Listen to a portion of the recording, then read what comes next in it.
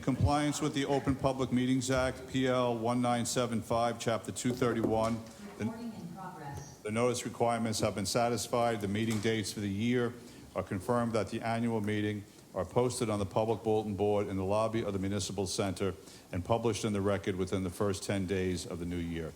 Salute to the flag, please.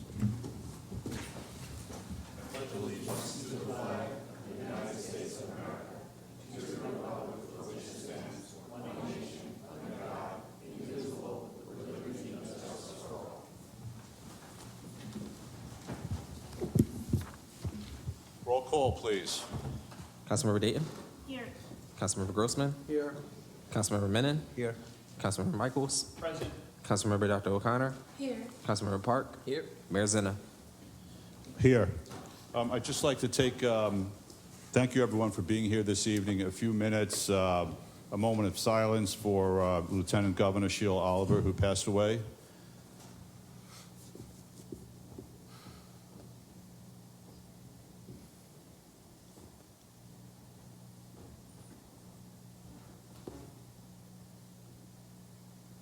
Okay, thank you everyone. First item on the agenda, the holiday of Onam Proclamation. Councilman, would you like to read that proclamation for us, please? Sure, thank you. I'd be happy to. First of all, just want to welcome others from the community who are here to hear the proclamation, and this is to everyone as well. Whereas Onam is an annual 10-day harvest festival holiday and is celebrated by people from the South Indian state of Kerala and the worldwide Malayali diaspora. Whereas Onam is a holiday with its origins in Hindu lore, but celebrated as a cultural festival throughout Kerala and globally among Malayalis, irrespective of social group or religion.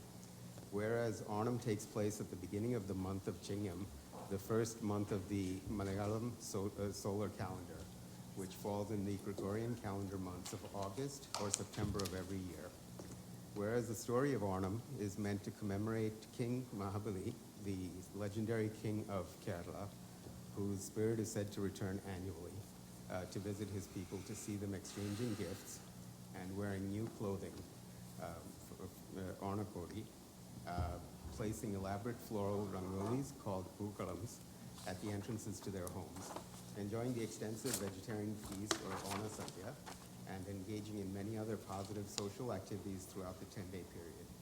Whereas the most important day of Onam, known as Thiruonam, meaning Sacred Onam Day, occurs on the 10th day, which in the 2023 calendar falls on the 29th day of August, and the day on which King Mahabali makes his appearance.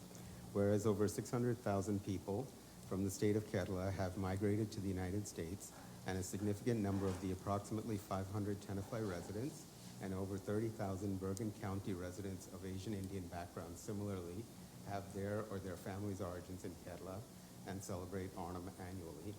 Now, therefore, the Borough of Tenafly Mayor and Council does hereby recognize the holiday of Onam and wishes all people from Kerala, along with all the people in the Borough of Tenafly, a happy Onam.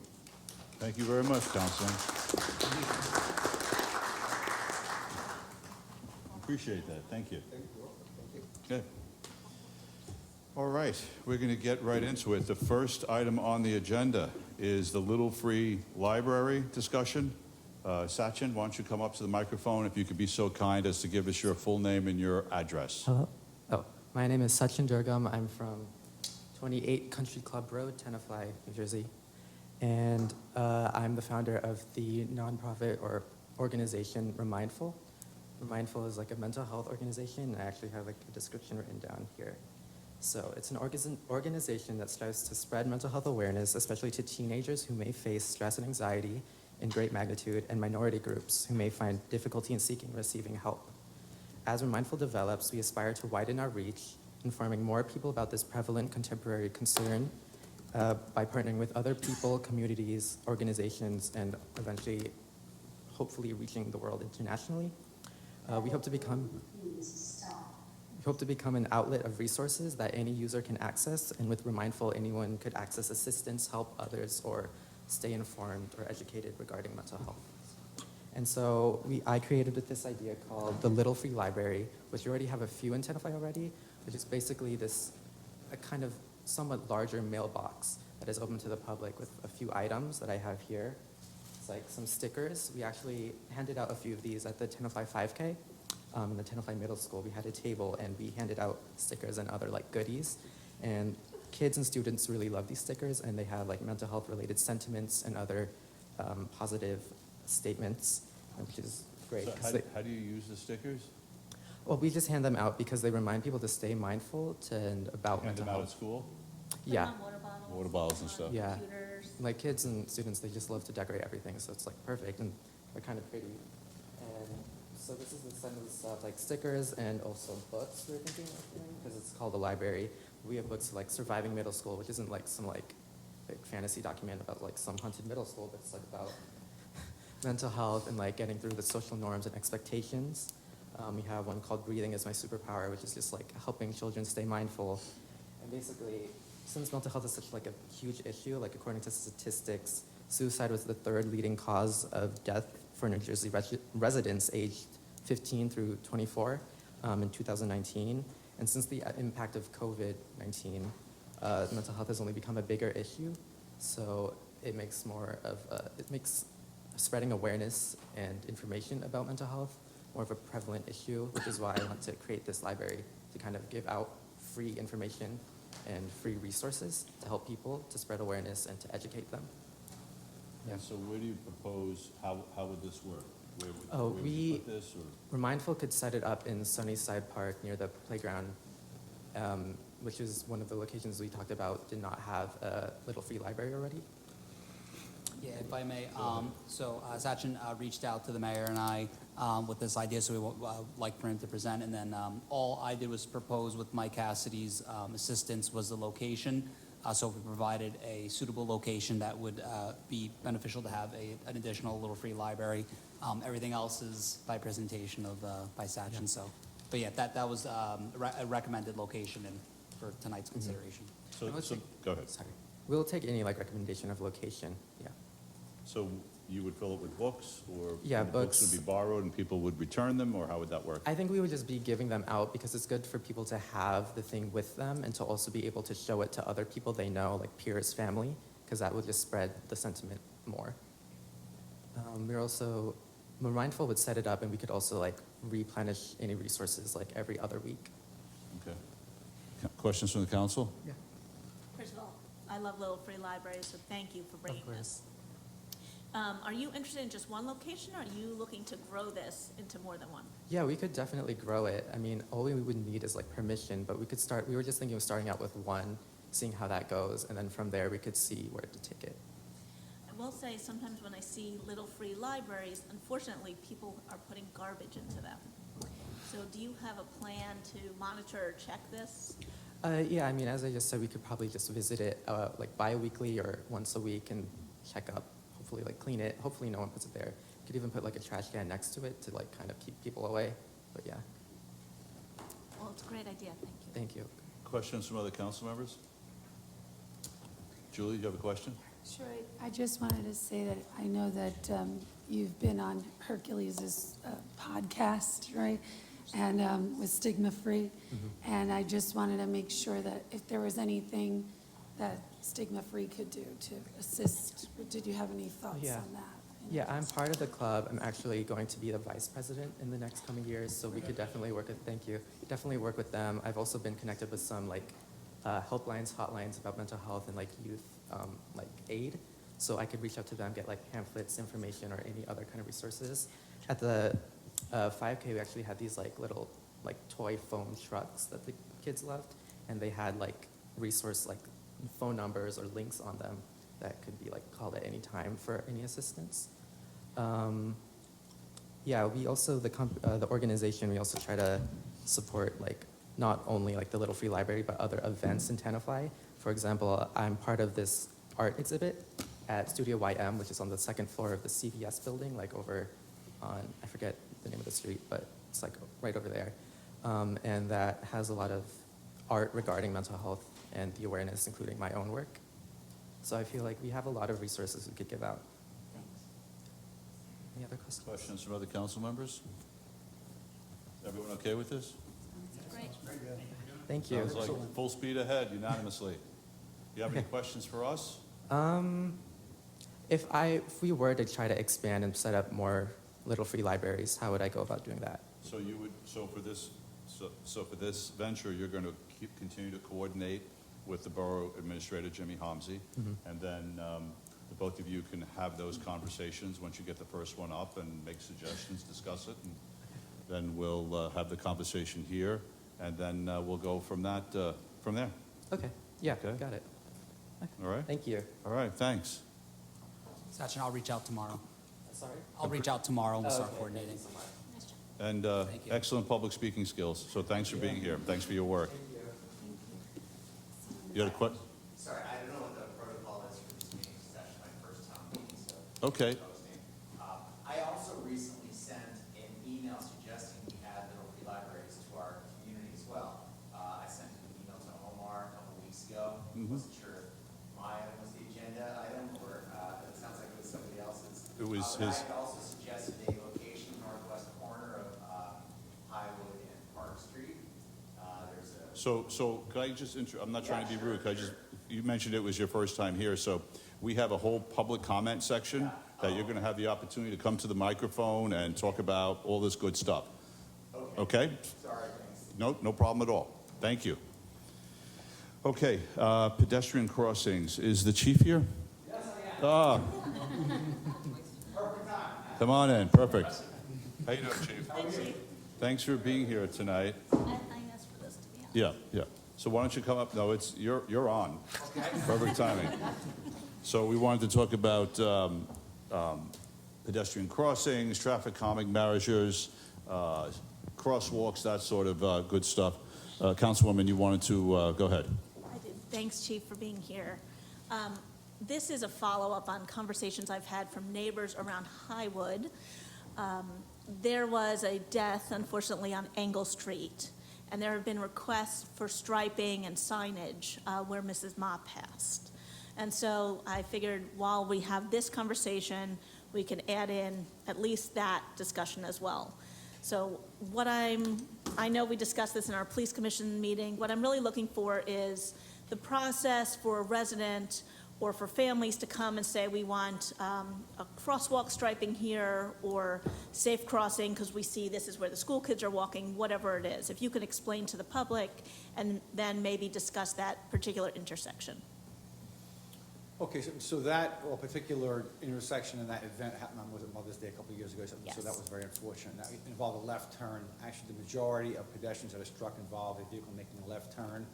That's something that basically is caused by the pillars on the sides of the windshield, something that happens to me sometimes where you think you're turning, you think you're fine, and the car's actually behind that, and all of a sudden it appears. So that was what happened. It was in the morning. It was well lit. Every intersection is a crosswalk, whether marked or unmarked. Now, the marking obviously does make it a little easier, something, or actually it's an enhancement that focus on, but technically drivers are all obligated to stop pedestrians at a marked or unmarked intersection if they want to cross. At that intersection, I believe there is one set of crosswalks, painted crosswalks, paralleling angle, but probably not going across, paralleling, angle going across hillside, right? So there's probably nothing going across There's angle. nothing correct. So the road department is out. They are, it's summertime, so they're in the process of restriping all the painting out in the roadway. When it comes to the new regulations that are put in place, you can't put crosswalk striping across an intersection unless it has a handicap ADA accessible ramp. That's one, see something, so I think it's silly, because obviously the safety of the pedestrian across the street, I think it's something that is more important than making a little step and maybe twisting your ankle. But that's probably why we don't have any there, because that ramp is not there. So I can look into that for you. There's a cost, the DPW has done that before in the past.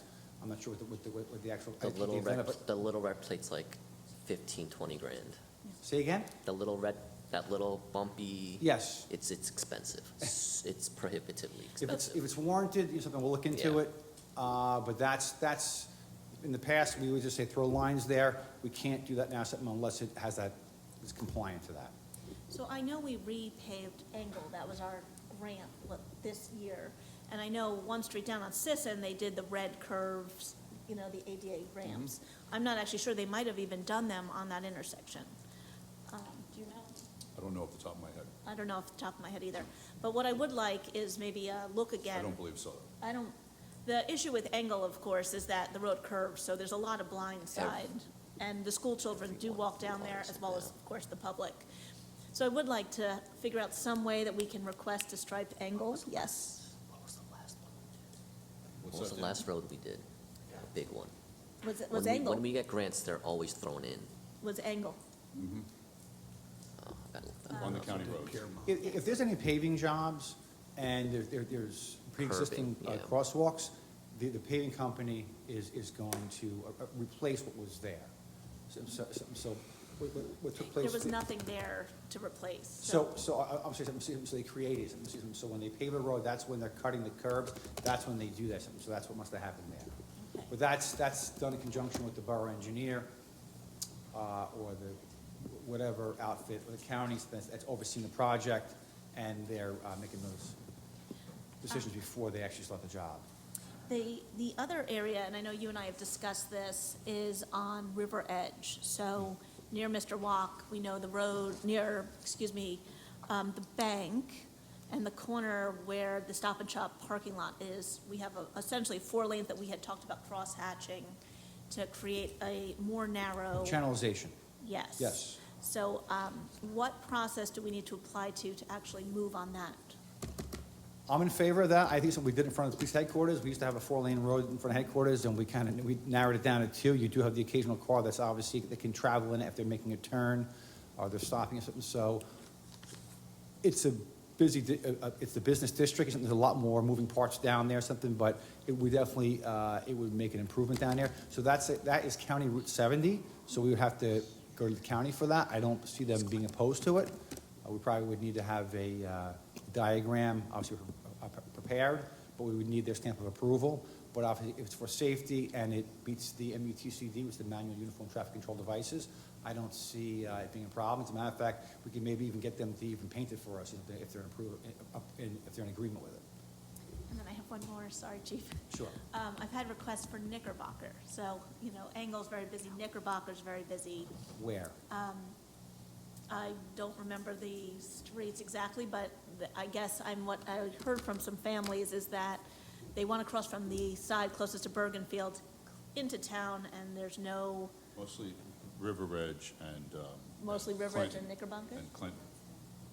But those have streetlights. I think They farther have traffic down where signals. school children or pedestrians are walking. Were they already striped? There's one north Yeah. on Knickerbocker, Yeah. it's already striped, that there's a crossing guard Hickory. every morning that where it intersects into Christie to walk down towards McKay. Are you referring to crossing guards, or are you referring to crosswalks? Christie, Crosswalks. I Okay. mean, like the actual striping.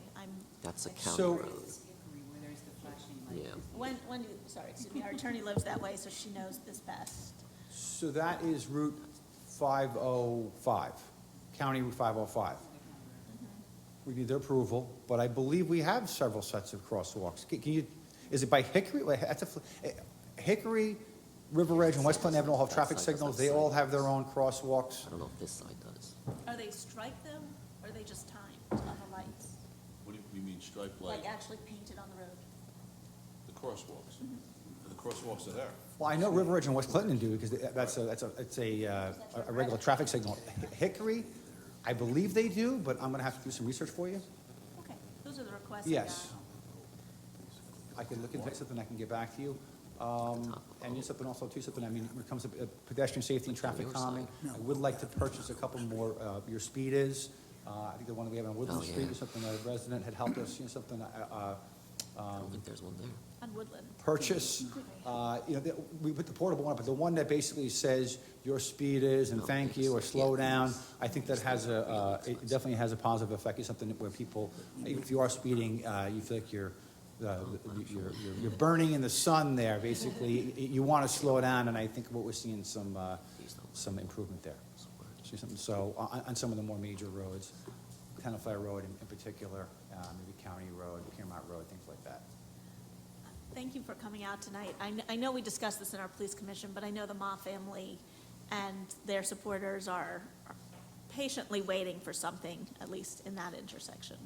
Jeff, you have a question? Go ahead. No, Thank you, Lauren. just kind of adding on to Knickerbocker, one of the places where we've had some more recent development is at the top of Oak Avenue. And a lot of kids are starting to cross from there heading to Stillman. So just another place to look at. There's probably, I think the road was just, it hasn't even been repaved over there, right? It's still chewed up, I think, from the development. Right. So we're probably due for that road to be resurfaced or something, so we can definitely look to put them in there. I know there's one at Crabtree, which is, no, Just north of that. Country Club, Yeah. Country Club and Crabtree, correct, yes. Something, but yeah, the one is probably due, and good point about actually the new community, people walking. All right, thank you. So what about, no, we've talked about this a little bit, the other traffic calming measures like these speed humps or speed bumps. What are your thoughts on that? Are there places in town, maybe by the schools or something, that they'd be useful, that make the situation worse? What do you think? So, It's a hard one. it is. So over the last few months, I've received complaints of speeding on Tenafly Road, Franklin Street, Stonehurst, Elm Street. I have them all here. And these are speed enforcement evaluators. There's one more. And what we have is a device. It's a black box. No one knows what it is. You know what a Pelican box is? Basically, it's a protective box. And inside that box, there is technology that looks right through the plastic. It's pretty impressive. But what it does is it counts cars, and it tracks their speed, dates and times, and directions. Lane 1, lane 2, whether it's coming or going. When we get a complaint about speeding, I instruct the traffic sergeant to go up to a utility pole, put it on there. It looks like a regular utility device, and we'll leave it up there for 2 weeks. It's battery operated, and it records speeds. And what it does is, it provides, this is just an example of some of the reports I get, but we'll do Tenafly Road. So Tenafly Road, it's a speed enforcement evaluator. I got 2 lanes. And in traffic safety and traffic engineering, something called the 85th percentile. Have you ever heard of that? So what basically is, what is 85% of the people doing? And for the weeks of, and again, this is going back a little bit of time, a few months ago or something, but the average speed, the 85th percentile was 32 miles an hour on Tenafly Road, down by Stillman School. Now, that might seem like a little odd to you, something because you maybe seen some cars moving faster, but yes, there can be some cars that are fewer cars moving faster, but the vast majority of people, 85% of the population, is going 32 miles an hour. So, and you do get some serious high speeds. We have had some police pursuits, so that's probably some of them. You do get the occasional reckless driver or kid or whatever it may be. The question is that speed bumps, while they have a benefit, a traffic calming benefit, are they warranted where the majority of people don't need them? And that's the question we have. And so, and the one issue with the speed bumps is something I was at a concern, is that I've had requests over the years. And, I feel that the town starts to put some of them in, there's going to be this very large request for them also too, and where do you draw the line? That's one thing. Also, too, from the other towns that have had them, and I've talked to other towns that have had speed bumps, speed humps, actually they're called, in their towns. Obviously, there's a cost factor, but pedestrian safety over cost, with town, I know you're willing to absorb that, and that's more important. But there's a noise factor. And a lot of people will say, I want speed bumps on my street. And lots of times when I say, okay, do you want them in front of your house? Well, I don't want them in front of my house. Well, then whose house do you want them in front of? Something, and there is a noise as the car travels over the speed hump. There's that boom, boom, and you hear that all day long. It can be maddening. Now, most of us have air conditioners in our houses, something that don't have our windows open, and maybe you wouldn't hear it, but that's something that I know Anglewood had this problem where they put them in and then people were crying to have them taken out. People can get conditioned to using them. 2 months ago, I traveled to Israel. I went with about 15 law enforcement executives, and went for about a week. We traveled a bunch of cities in Israel. And in a lot of the cities, well, first of all, the traffic is horrendous. Country's beautiful, everything is beautiful, the traffic is horrendous. They have speed bumps everywhere. So we were in a police headquarters, I think it was Nahariya, and I asked the police chief, I said, I gotta ask you, what's the deal with speed bumps? And he goes, it's the only thing that works. So, but they don't just have one or two, they have like 5 in a row. You want to basically, like, your teeth are coming out of your mouth as you're driving over these things. They have a positive effect. I just, out of the places that I've got complaints, Tenafly Road had an average speed of 32, Franklin Street had an average speed of 28, Stoners had an average speed of 25, and Elm Street was 29. So here's the thing. Some of these streets are tight streets. The theory of constriction, when a vehicle is going down a tight street, it looks like it's going a lot faster. And people should drive through conditions. On a tighter street, you probably should be driving a little slower. So sometimes on a tighter street, boy, that person's flying. If you actually put a radar gun on, they're actually not. It's an optical illusion, maybe, I guess. Now, yes, the thoroughfares obviously see higher speeds. My evidence doesn't support it here. So I'm going to leave it at that. I know that, and again, it's your ultimate decision, and I respect the fact that you're asking me. I know the fire department has concerns about it, something I would want you to talk to them also too. And I know the road department does also too, because the road department has to clean the roads and with plowing and things. But other towns are getting them. We haven't had them I'll never say never, but right now with this evidence, I don't see where it's warranted. So what about in front of Stillman School, Tenafly Road is Yes. pretty wide. Yes. Is it possible to put like bump outs there, so you don't eliminate the parking in front of the school during the parents drop off and pick up the kids, but something to kind of, I don't know, to your point about the narrower the street, the slower people go. Something we're probably painted channelization. Something that's probably where you want to go. Something that, you can drive over it. It has a feel to it. Lines do something to us. Something, we can go over them, but I don't know. It's registering something. So, but I wouldn't want to affect that curb line because that's the drop-off pickup line. You want cars, you don't want them going in and out. You just want them to hug that curb line. And the fact that the road is wide there, it's safe because the kids and the families are out of the traffic lanes.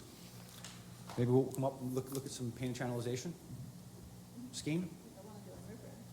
Go ahead, you have a question? Go ahead. I completely agree with you on the speed bumps not being warranted at this time. I've lived near speed bumps, and the noise is incredibly disturbing, I think, to an everyday household. So I'd like to know other options, I guess. To me, the major roads that are speeding are the major thoroughfares, East Clinton, Jefferson, Engle, Knickerbocker. On those roads, we don't own too many of them. What are our abilities to register or restrict speed? We really don't have any. You would never get a speed hump on a county road. No. That's never going to happen. So the town has the ability to make requests, and the county obviously wants to play nice with the town, and if it's safety related and engineering supports it, there's criteria for something, you just have to, mother may I, something, and they'll probably grant you access to these things. What I said before, I think your speed is signs, we need more of them. Something, and East Clinton Avenue, I want to put them on. I'd like to start there. We already have the road department that's going to be doing some painting. Signs on the side of the road, the speed limit signs, I think they're just like white noise. We have to have them out there regulatory or something, but people don't really pay attention to them. But we're all so busy. And if you put too many signs, it's something called sign pollution. You could actually lose, it could all just become ineffective if you put too many signs up. So I'd like to get a couple of electronic signs. In fact, I want to talk to the CFO, the treasurer, the CFO. We allocated some money years ago for, it was when Councilman Bash was here, for flashing pedestrian crossing signs. Mm-hmm. I think it's still sitting in a capital account, and I believe that we could slightly alter that if there's if it's for pedestrian safety, we could alter that for other pedestrian safety. If there's a nexus to other devices, very similar to that. I believe that your speed as signs actually would satisfy that criteria, and I'd like to actually tap into those funds. If we can, we'll have a look into it, put those up, and I think we would see some reductions in speed in those locations. Other questions from council members? Go ahead, Manu, please. Would something, do you have any knowledge of smart streets and how that works? And would doing something like smart streets in Tenafly, would that automatically bring traffic, make traffic slow down, things like that?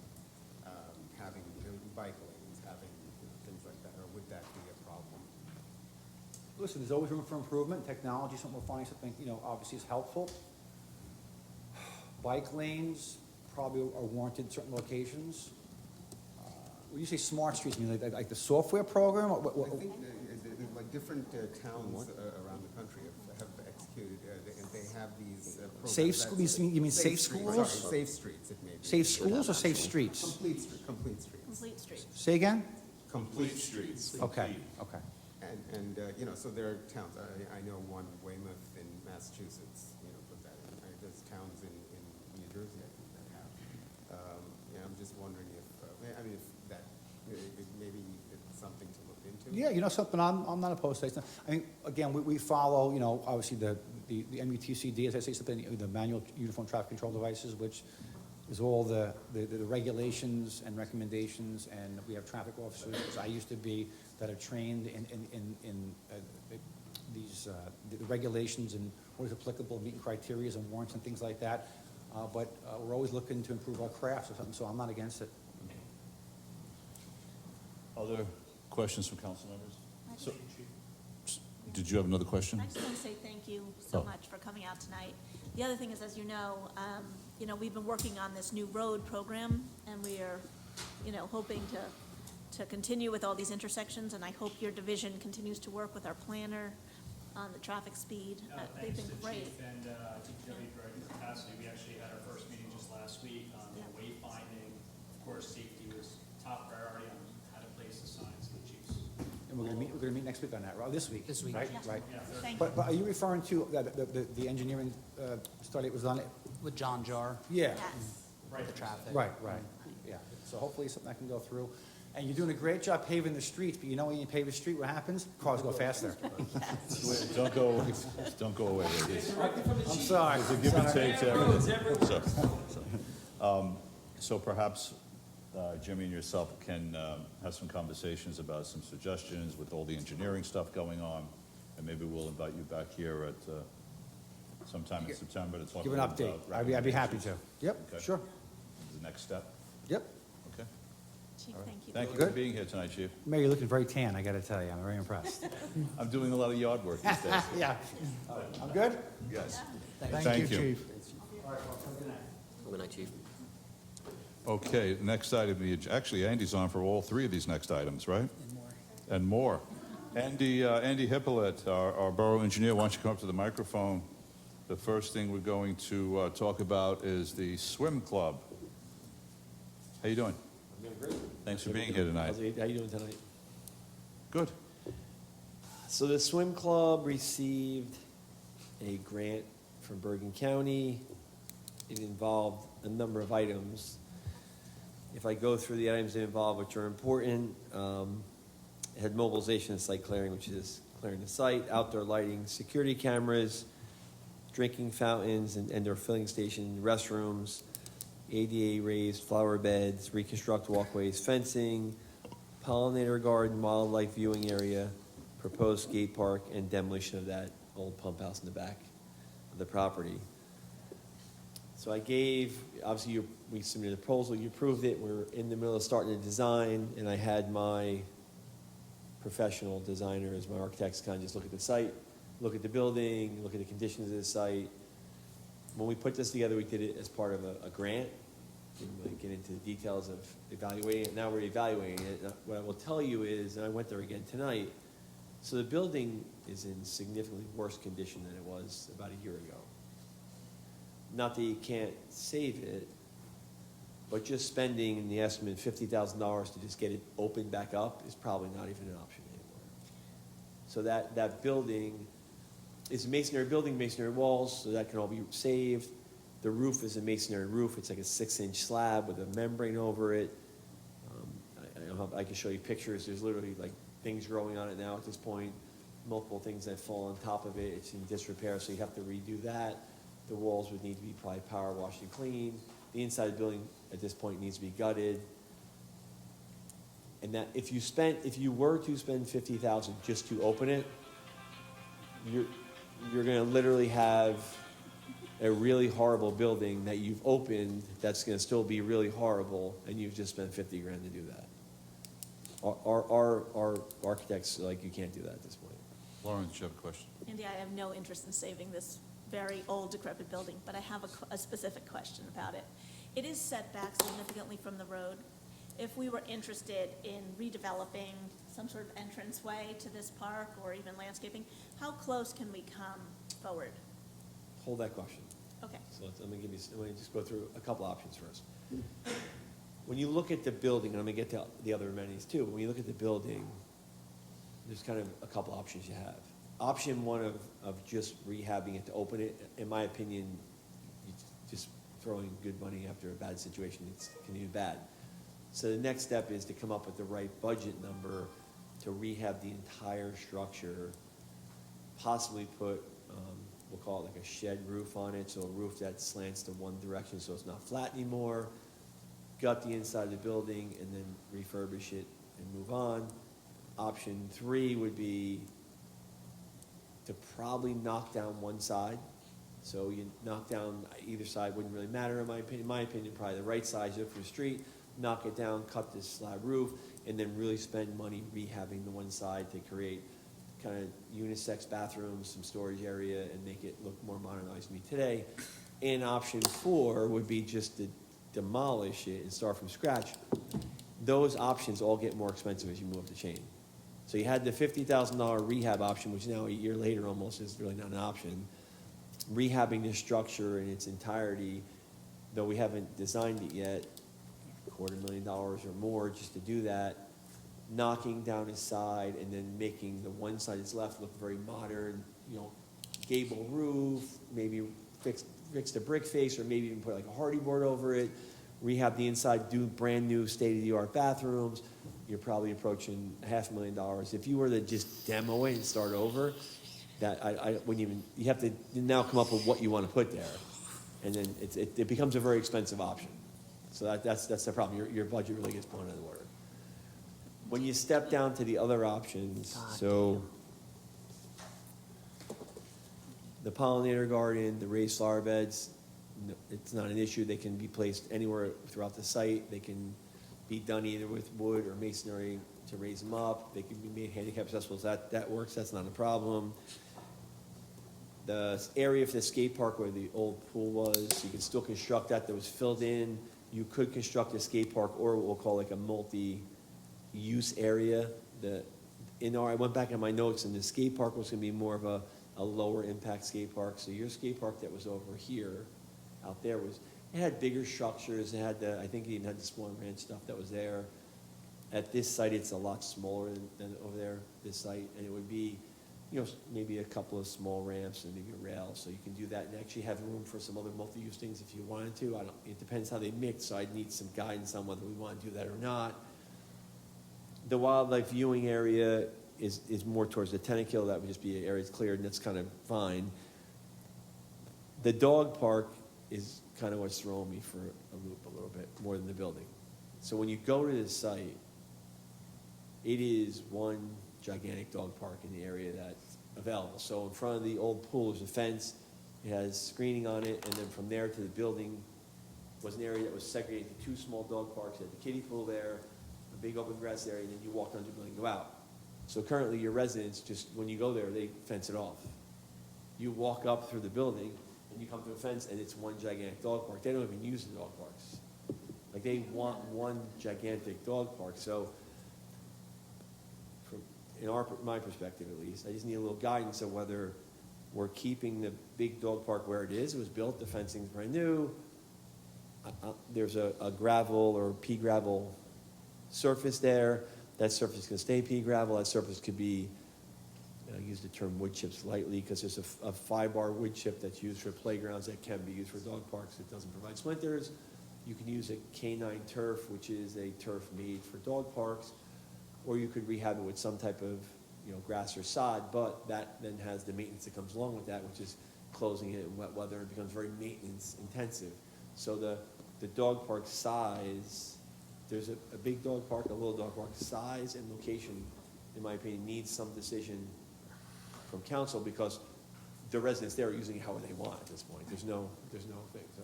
Lauren, excuse me, Julie first, then Lauren. So Andy, hi. Thanks for coming out tonight.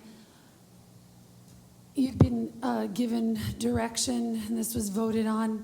You came up with this draft concept plan that went off, and we received grant money. That is the direction. The dog parks that are there, very happy that the dogs are having those spaces, but the reason that they've been out of those spaces, there's no reason to stay within them because no one else is using the property for any other reason for a number of years at this point. Because we haven't been proceeding with any other uses. So of course, for any dog families, it makes sense. You have the dogs running wherever. We heard from our multiple constituencies. Like I said, that was the map. That's the direction. I understand, like I say, that the dogs are running in a larger area, but that's to be expected because, why would I stay within a locked area if there was, no reason to? There's nobody else there except for dog owners. That said, you were bringing up some points about the building at the front and how that cost must go up. My personal opinion on that is we proceed with the plan and then you keep coming back to us to tell us what the costs are coming at, and if we have to make little adjustments along the way, fine, but this was the plan that was voted on, to proceed, and I just want our residents to know that we're able to be a functioning governing body, when we proceed with the plan. So we can absolutely follow the plan. So the dog parks have been created, right? So we leave them where they are. The building that exists there can be rehabbed. We just have to go to bid for it, and the price will be what it is at that point. Okay. I'm fine with that. And that's a separate project from the grant that we won, correct? Because it's inside. It could be, yes. So what I would tell you is, in looking at the building now versus a year ago, the building's deteriorated enough where it's not an issue for us, split the two bids. So everything else on site kind of falls under a contractor who would be very similar in contractors, fencing, iron garden, skate park. They all be one contractor. When the building would be another, so we would just do two bids. So you can see the direct difference in price. Lauren, go first, then I'll ask my question. Andy, thank you. I mean, I'm not a fan of this plan, putting dogs and bees in skate parks, but I'm going to add another element to it. There is a request to put pickleball on this piece of property. In your professional opinion, is this possible? So we go back to the approved plan, there's no room for pickleball at that point. So if we follow this plan, the answer is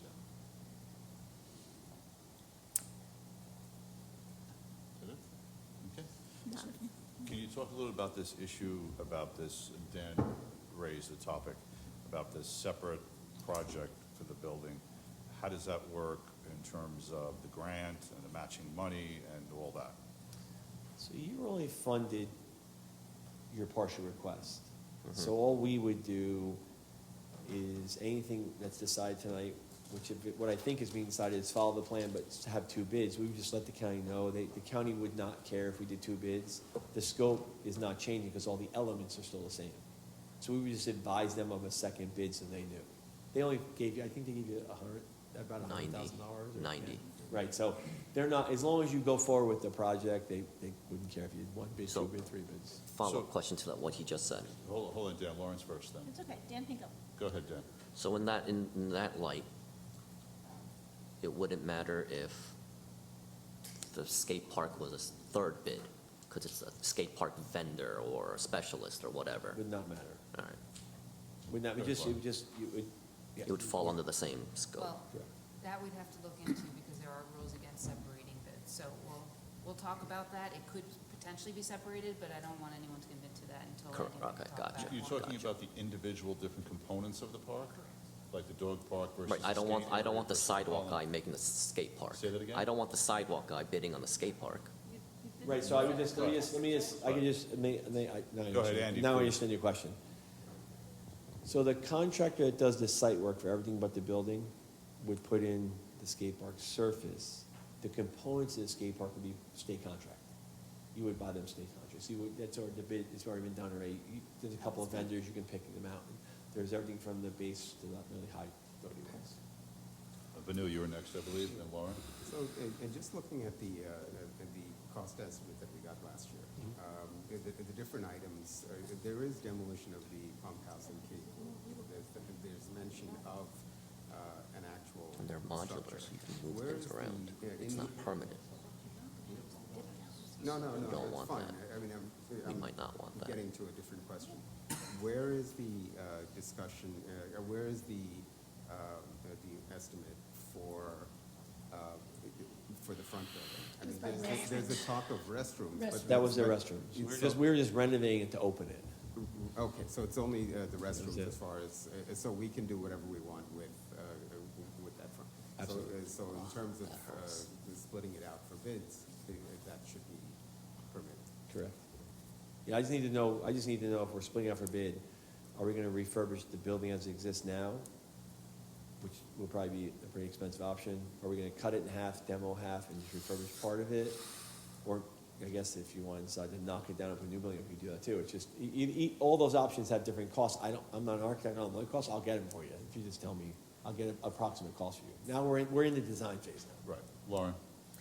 So if we rehab the building for 2-bathroom, ADA compliant bathrooms and fresh water for the dogs, do we have a water source? Yeah, that's You been, have all, Water's you have been- you have all water's been utilities, you have installed, water, it's fine. electric, and gas. that's been started. Right. A new water source? No, the water source is through Veolia. It's existing. Not well water, it's not groundwater. Okay. We're talking about the source, I think, is it there? Yes. Do you have an It's there. existing water, electric, and gas service, sir?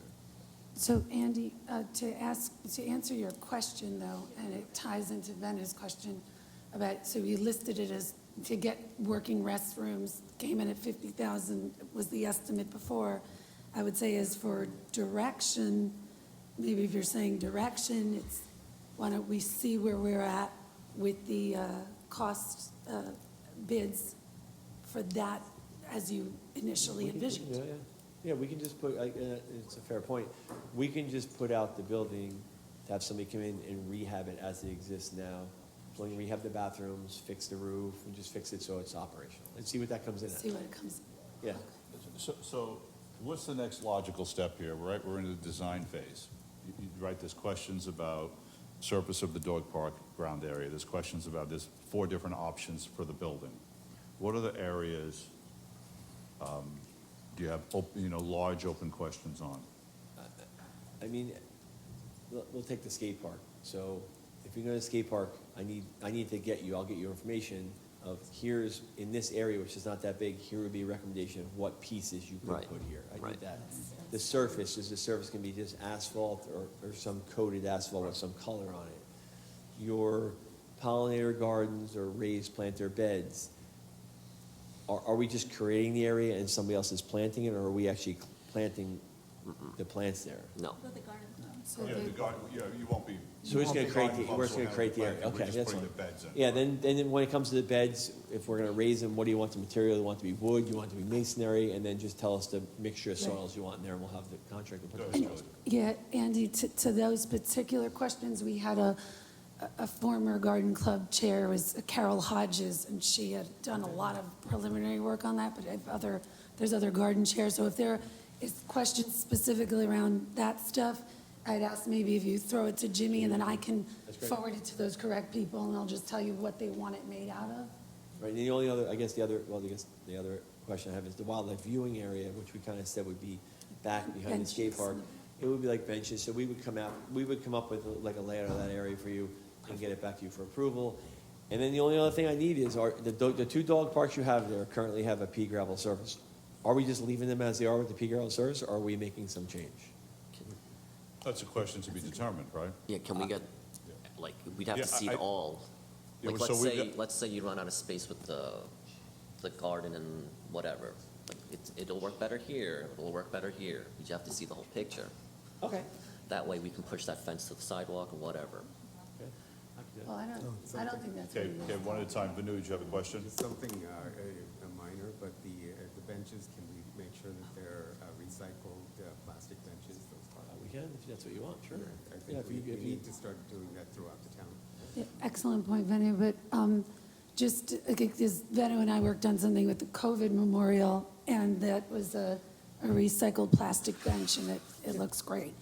But just You can give state contract. with the gravel question about the dog park, I had heard both things in the past of people who did not like the gravel for the dogs that's there, but then I hear other people saying it's fine. So I would just say, for that question, maybe our dog park liaison could find out for sure. Stone dust, is that the same as pea gravel? No, stone dust is a very hard surface. So stone dust is as close to pavement as you can get. It's not really okay. pervious, it's really impervious. Then never mind. You don't want that for a dog park. Okay, so it sounds like you're going to have a list of questions for the council that are quite extensive. Is this part of the next step? Yeah, so How do you want to go based on what I heard forward? tonight, Pardon me? my designers can take the original map, Right. start coming up with, and start drafting some of the bid specs for this and some of the plans. We'll separate the building out, which is a huge- Incorporating your that's comments, huge. right. And then the few questions I have left, I'll get back to Jimmy. I just need an answer on before we go to bid, and we're okay. And then you go to bid, and you can kind of decide that as you move forward, Okay, based on price. okay. Anybody else have questions for Andy? I think we're good. Go ahead, Lauren. I'm sorry, last one. If we have no building there, if we completely knock down and just landscape, is that a possibility?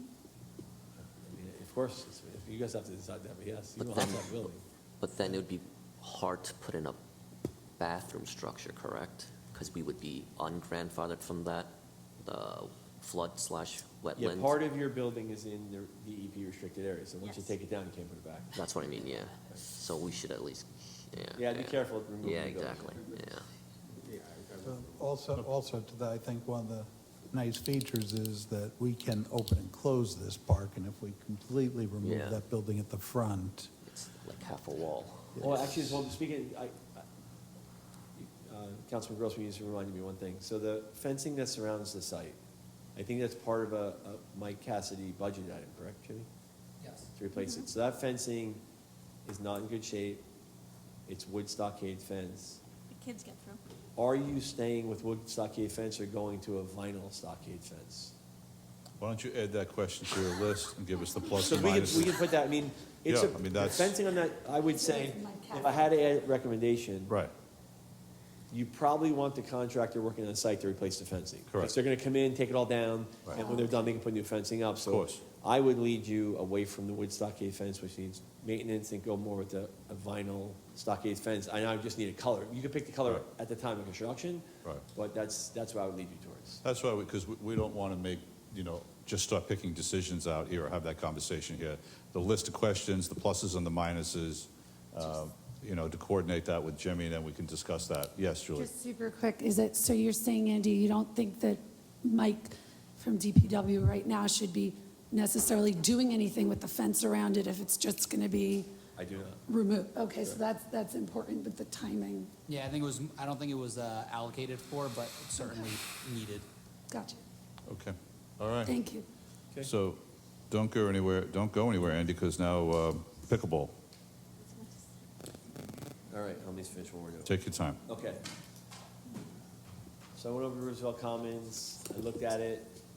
You have the one set of tennis courts, the other set of tennis courts, and then this old skate park area. The old skate park area, you can still see the outline of the tennis courts. When they had done it, which was prior to me being here, which was a long time ago, there are square footings that are 6 by 6 or 8 by 8, and they're all over the place. The surface itself, when you look at it, is relatively flat, but it contains significant amount of cracking throughout it, and there's been some repairs done.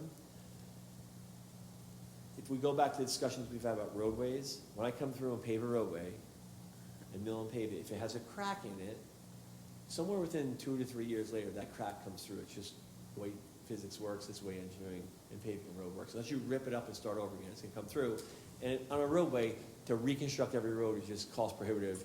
Those cracks can be maintained by putting some crack sealer down and going through like a 10-year program, which is what you do. Your DPW has a crack seal machine, you take care of it.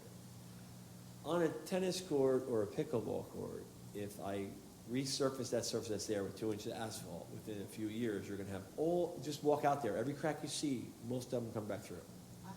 So I can't go out there and crack seal them and then expect to play pickleball, because as you know on streets, when it gets hot, that stuff gets sticky.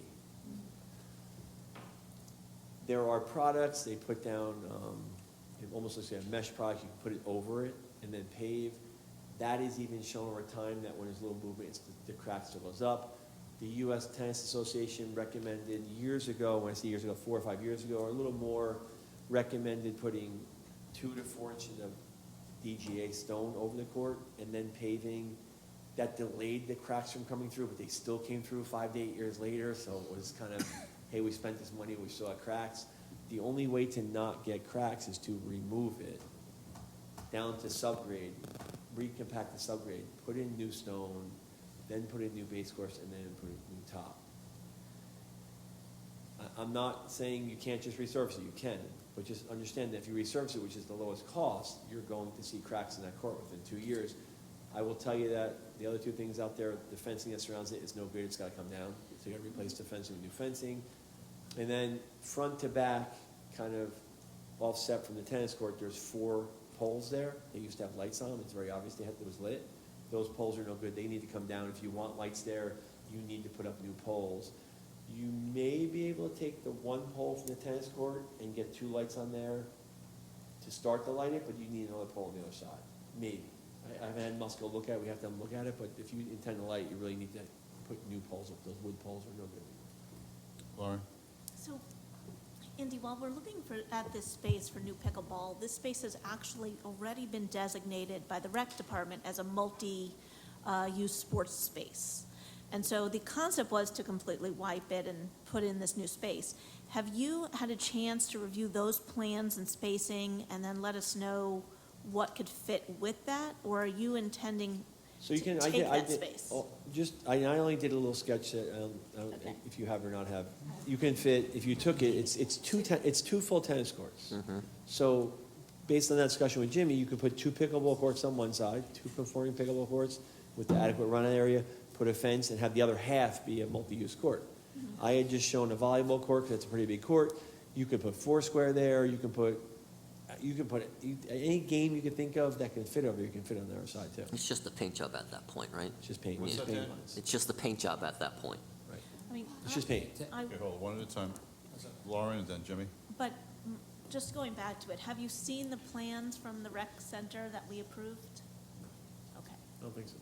Well, Jimmy, would you mind getting those No, over to Andy? yeah, I mean, Because the concept was What that did that they was want? going to be an all-use, multi-sport area for Oh, no, I saw- roller yeah, hockey and yes, I saw- yes, volleyball I saw- and, yes, I saw that, yes. basketball or whatever it is. Yeah, so that I saw. I thought there was something Other different sports. than just a half and half. Which was requested. Obviously, the goal is to get as much of both as we can here. So, go Yeah, ahead. and I was gonna say the direction of the council was kind of as you depicted, just to see whatever was remaining left for the active sports, with the striping, then at that point, be able to provide the vendor with the dimensions and then Correct. fill in the gaps as kind of to Councilman Park's point is just striping at that point. Right, the one use I would not put there is roller hockey. Is what? Roller hockey. It's just not, you don't have boards, it's not made, Right. fencing is not a board for roller hockey, Right. it's dangerous.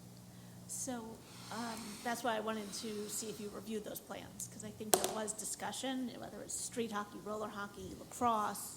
It's very different. Agree, they're all very different sports, which is why it was a Roller hockey is very different. yes, than- well, a multi-use facility, which was Yeah, they can use it for, approved in our the jumping, budget. they'll use it for, anything that can fit in that spot, they can use it for. So my second question is, after reviewing your plan, can we, let's say we agree to completely refurbish this, pull up all the old pavement and start from scratch, clear an area. There's a lot of heavy landscaping in front of that as you move towards River Edge Road. Can we actually build out a little bit? Can we take more space and then re-landscape? And if so, does that allow us to have That's why I better asked for the use of map. both spaces? What's that? That's why I asked for the map of the whole property. I Right. wanted to see So what, you have, yeah, so Roosevelt Commons has environmental restricted areas, Yes. your ponds have buffers on This them. is I'd have to, across from the yeah, I'd have to look at it really That's why I want closely. the If you, maps. if you decide to go forward and want to make it bigger, I'd have to really look at that. yeah, that's why Yeah. the map was so important. Right. And the other side of the park and see what we can get, what we can fit. Because I'd be curious to know, because obviously we want to maximize a multi-use space for our, for our rec department, and there's enormous amounts of rec needs. Obviously, there's a pickleball community, many of which are in the audience, that wants brand-new, resurfaced. They don't want anything with cracks. They don't even want to resurface the existing tennis courts because they're cracked. And so, for me, I would be interested in spending open space to get it completely done and done right. So it lasts for 10 years. There's a couple things, let me give you a couple baseline for your discussion. Just on the expansion of Roosevelt Commons and the impervious areas. So Roosevelt Commons is definitely environmentally restricted. Not that you couldn't expand the areas, you could. You have a paved area of that court. If the paved area is 120 by 120, which is about what it is, if I make it 140 by 140, I have to now build a detention basin to accommodate for that additional runoff. Got it. So that, your cost just went To the roof. way up. Right. Catch the water. Like, so, we'll say, if I refurbish, if I take that surface, 120 by 120, rip it up down the subgrade and rebuild it, do everything brand new, you're 300,000 maybe? If I make it 20 feet wider in every direction, with the detention basin, you're 600,000-700,000? Right. This cost explodes. Right. We applied for a grant for Roosevelt, an overall grant. Would this be able to fall within that? Does anyone know? Jimmy's out here. He stepped away for a second. I mean, the grant covers what you're proposing to use. The details of engineering, they only give you so much money. So if you have to build a detention basin or bring utilities in, they don't care. They're only giving you, Yeah. let's say it's 300,000, they're giving you 100. As long as you have a pickleball court, as long as you have a multi-use court, they don't care. We proposed a multi-use, a redo of the soccer cage in that corner. But that soccer cage was like $400,000 or $500,000. Remember, that was an expensive project. Julie, you had a question?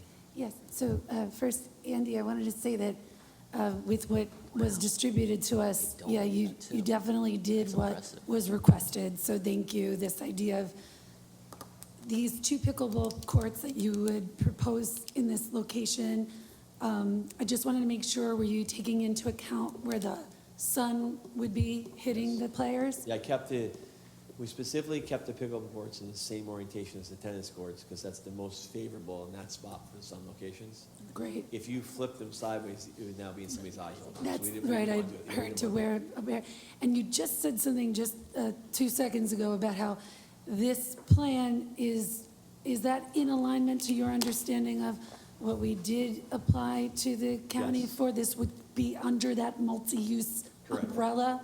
Well, the pickleball courts and the whole thing is under multi-use courts. Great, We don't okay. talk about I know we haven't been awarded any money, but you were mentioning, I mean, as of yet, we expect we might be getting it. What was, do you offhand remember what it was that we were proposing monetarily, and, or, because I wasn't as involved in it. Do you know what the grant amount was for the multi-use court? I don't know the grant. It's still being The considered, it's not what was the awarded. request? I think it was. 100 out of, It was like maybe 180, I think it was a little under 200. Yeah, I can pull it up. that sounds about right. it. So, So it was sorry, oh, it was go ahead. also with the turf infill field as well. So it was right, both projects. connected. So then, given that, and if we get some money from the county as we hopefully expect to, you had started the conversation by saying that this would be maybe a bit more than a resurface job. Where does this game out estimate-wise? I know you've put no pen to paper at this exact I moment. haven't, but the grant, if the grant's around $200,000, you're probably doubling. You're probably making it 400. 400, and then we get a third of the 200,000? Okay, Tenafly always gets county money, so they always give you grants. You're very fortunate. You provide strong applications as a mayor and council. This is a strong application, in my opinion. You could get more. great. I don't know the answer, but you could get more. Submit for 300,000. Oh, you That's for half. submitted for 300,000. 300. So, but that was very educational in the sense of, you said the pickleball courts fits within the umbrella of what was proposed. Okay, that's I all. guess part of this grant covered the soccer cage turf. Correct. Okay, I got it. Okay. Yeah, it was connecting the two properties, I Got think it. that way. Got it. Jeff, go ahead. Manu, you have your hand up? Jeff, please. All right, so simple question, Andy. Whatever the use of the court, right? Whether it's combination, pickleball, this, that, and the next thing. The surface, will I assume, have to be pretty uniform for all of it? It would be the same surface. We're not gonna have multiple surfaces, No, right? one uniform surface. So we're gonna need to rip it out for all of the multiple uses. Correct, and take all those foundations. out. Okay, so it's not just for one portion of it. That's what I wanted to make clear. Okay. If you go walk out there, you'll see all these little foundations, they have to come out. No, They'd be- I've- It would be like a little punch, they'd punch their way up when the frost hits. Yep, I just wanted to make clear we're all One on the one same huge page. surface. Thank you. So Andy, what's the next step here, getting this organized? Well, you haven't gotten the grant yet, right? Correct. So we'd wait, if you receive the grant, once you get it, then we'd submit a proposal to go to bid for it. Wait till then. Yeah, then we get into the details of it. What's the timing Yeah, what do you on think this? the Just timing? because It'd be I next- just be want next to, year. I want to, the pickleball community is here. I want them to hear it because it's not a quick process. No, you don't have the grant yet, so you can't go to bid yet.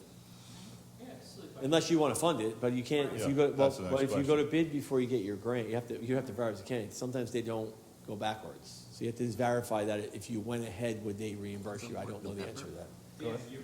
When is, They usually Yeah. award in the fall. Hold on, No- Adam no one's had ever a rushed it. question. no one ever Adam, go ahead. rushes. I've never Yeah, seen no one anybody ever do rushes that. till they have the money in hand, or the award in hand. But what I'm saying is this something important enough for the town, and we feel good that we can get the grant. I could find out. As long as it doesn't preclude us from getting the grant, we want to do it anyway. But I We mean, have the cash.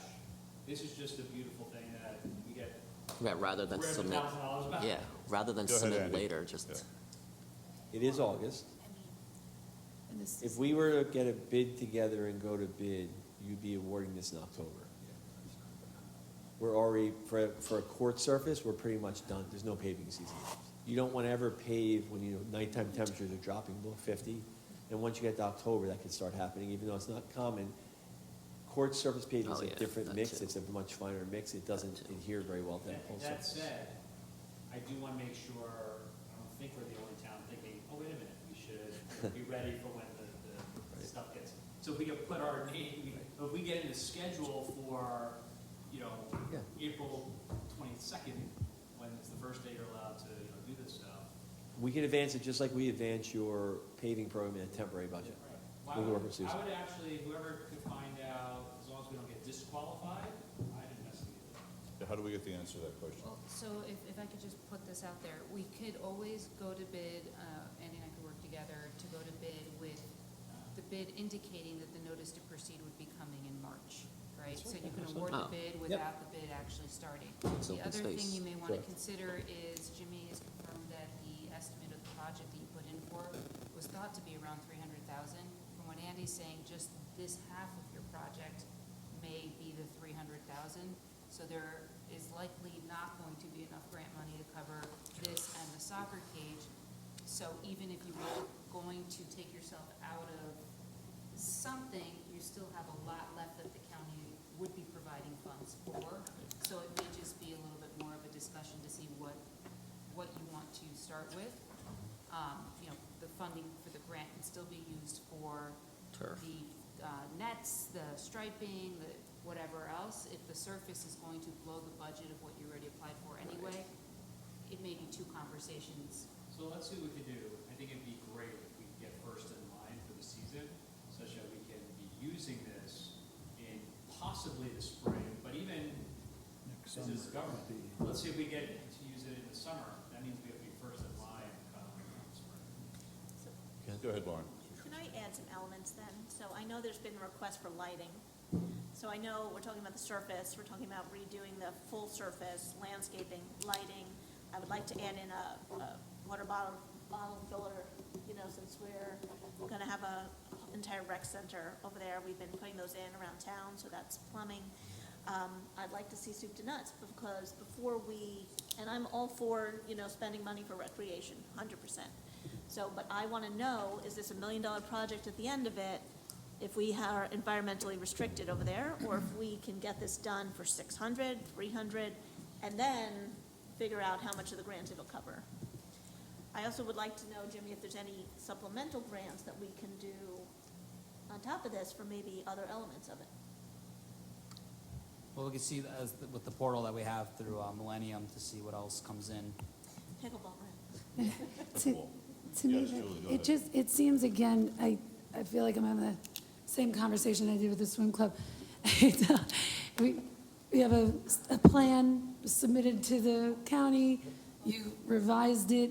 It sounds like we will get knowledge of whether we were awarded some money in the fall. That's just a month or two away, perhaps. So I like the idea of, you know, maybe getting our ducks in a row, of course, with, you know, potentially getting real prices on things. But it doesn't sound like there's that much of a difference whether we find out for sure we have the grant and proceeding versus not, since you can't pave in the winter anyway. No, we can, Sorry, I mean, I don't care. That's not what we said. What we said was that if we could get everything done and bidded, we could be first in the line come spring. If we wait, the longer we wait, the lower down in the spring into summer into fall, that would actually Well- slow things. right, so what we can do, because I think grants come out October, November. It's usually when the county brings Yeah, it out. it was always. As soon as it comes out, I can have a proposal in here. Right. December, January, we design it. I work with Wendy, we go to bid. We design it, you award it in February. I understand it doesn't start in February, it starts April 1st. So they can't start for April 1st, so they know that, so you literally are first in line. That's literally how we do your paving program with the cooperative. We put you in front of everybody else, so you go first. You're the first town to get paved every year. So we'll do the exact same process. So however the weather breaks, April 1st, April 15th, usually the break. Wherever it breaks, they'll be allowed to start right away. And that's, you know, max a 60-day project, so April 15th, Good. May, by June, you're on that court. So it sounds like that's how we're moving forward. I just don't want Weather to. breaks earlier, they can pave earlier. So if weather breaks, sometimes that happens. It can't predict winter weather. Right. But what nobody wants is for us to just start to talk, you know, in more abstract, or we could do this, or, you know, Yeah, we have a The plan. grant, the submitted by Millennium has a plan, we're just going to follow it. Okay. Okay, clarity on that? I just want to announce, by the way, Wendy, our attorney, just actually found a pickleball grant specific to pickleball, creating pickleball. She's reading through it. But these kind of things do exist, so if we need to look for supplemental, and then, Oh, yeah, that's my you know, question. the next year, as we're finishing the project, apply for the grants.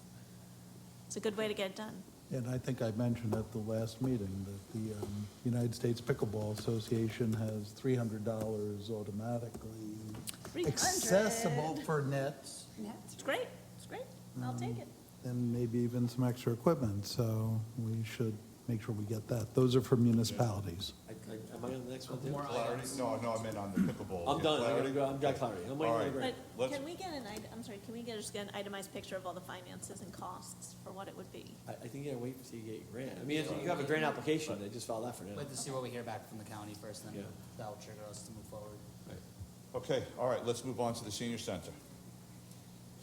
So a while ago, I don't know how long ago it was now, we came in here and did the kind of the green light thinking Right. with the senior center, library, and the community center. The last we left you with was saying, do you want to budget monies to have our programming people go through and actually take one or all of those projects and come back with what we'll call real tangible costs, more than just $500 or $600 a square foot for a building. And that was the last week. Right, so last we discussed it. Well, I mean, the I next, have go a ahead, Laura. question for this. Yeah. Andy, if you combine a senior center into a larger rec center kind of thing, is there a grant or monies attached to adding a senior center? I mean, grants for senior centers or libraries or community centers, they're all over the place. Sometimes they're offered, sometimes they're not offered. Sometimes grants are exclusive. They say if you have a library, you can't mix with anything. I mean, it's year to year, so you'd have to really. It's all over the search. map. It's all over the map. And they're not always available for certain communities. So an urban aid community gets a lot more of those grants than a non-urban aid community, which are not urban aid. So Andy's basically asking an open question to the council of the issue of these buildings that we talked about. I mean, we're about to put a new roof on the library. Vanu, go ahead. Yeah, just, you know, we happen to have a couple of senior center board members in the audience, and I was just, you know, in case there was any interest, and I'm not trying to put you on the spot, but if there's any interest in having them contribute anything, is that possible? We're not trying to put him on the spot, but, No, not yet. Can we wait for public? yeah, we'll wait for public comment to do that. Okay, Right, keep it right. organized. It's particular to this. Understood. Andy's not going to go anywhere. No, Yeah. it's, This is really about what the, you know, it's also. whether you want to spend money and Right. move forward and start, it's whether the council wants to spend money to hire the Colliers facilities people. This is what they do. They program buildings. They start from scratch before you start and build you what your cost is going to be, everything from professional costs, and they build down right through. We already did the green line thinking, the senior center, library, community center, we have pages and pages and pages of notes. So our folks would take those, put it into a program, come up with some conceptual sketches, bring it back and go, here's your building, if you have a site and you want to spend money. Well, I mean, to How me, much the does most that- realistic, the most plausible thing is the senior center. Correct. I Right. would think the mean, library. Well, the library, I mean, if you did it in terms of priorities, right, the senior center is a building probably in the most worst shape of buildings that are in very difficult shape, right? We're about to invest money in the library, putting on a brand-new roof, right? So if we had to make priority choices of what comes first, It's also a lower hanging fruit. right, you know, the senior center is essentially two trailers Yeah. bolted together. Can we get a number? That way we can plan it in a budget cycle, like a 5-year plan somewhere. We would need a number. We could squeeze it in. Yeah, we need to, so so what I'm saying is you have to engage our programming people to come in and give you that exact number and say, Right. this is what that number is going to be.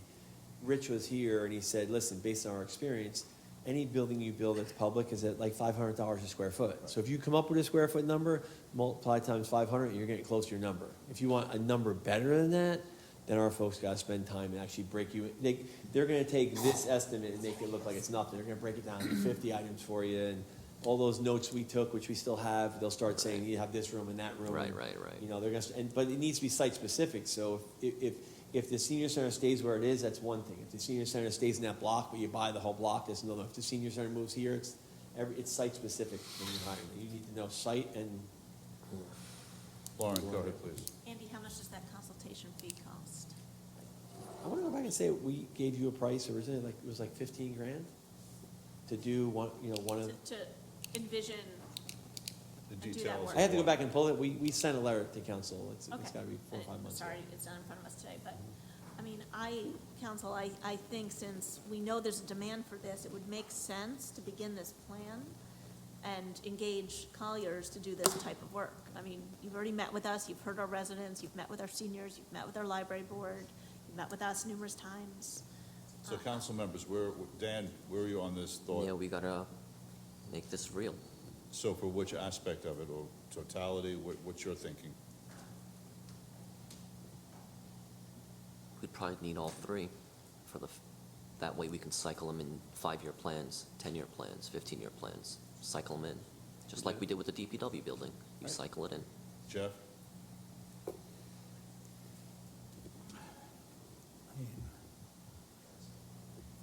it's a lot of money we're talking about here. I mean, even on the $500 estimates, we're talking a lot. I think one of the things we need to think about is prioritizing. Right. Lauren, I'm going to ask you, you come.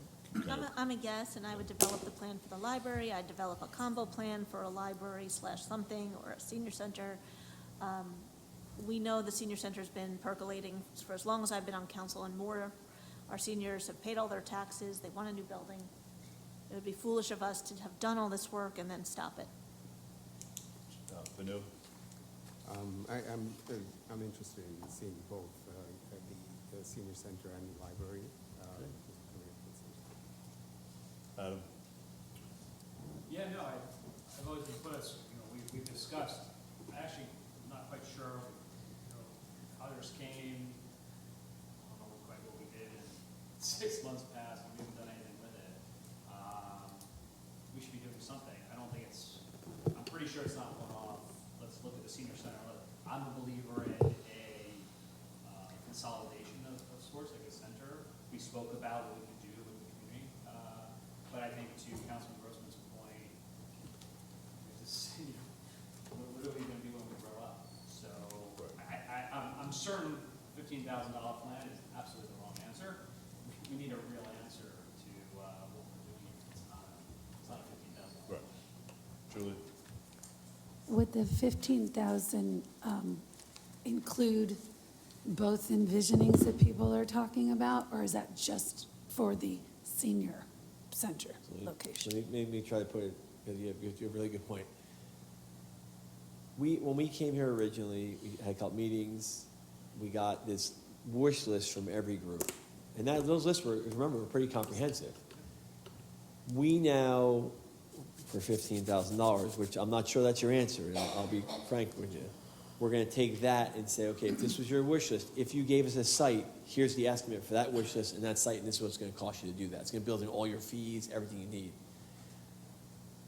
I don't necessarily, You told us the answer, it's like $8 trillion. right, so you're, Right, so getting a report that says that's not. right, if you're looking at, let's just say you want a senior center, and you want the senior center to be 15,000 square feet, multiply times 500, you pretty much have your number. So the 15,000 is good and a great number if in fact you say, we know we're gonna spend $5 million. Now we need you to get that $5 million to meet the list that the senior center, library, whoever gave us, and then let's program with schedules and go through whether it's a 1-year plan, a 2-year plan, a 5-year plan. I don't know if you're at the point where you should authorize that because you don't know what you want to do Yeah. yet. Right. I'm You have to say, totally we want a with senior center. Okay, and you Yeah. want a senior center, the seniors gave you a list, we have this site, it's going here, now give us a program for it. That's where the 15,000 is Yeah, key. Andy, thank you for that's exactly where I was going with it. Before we spend 15,000 Right. to the next, I think we really have that blunt conversation among us, and like, so of 50. Know our numbers. Yeah, because it's for the 15,000 square foot senior center would be $7.5 million. So I had a memo, which I So we have to ask could the email to you if you need it, that was dated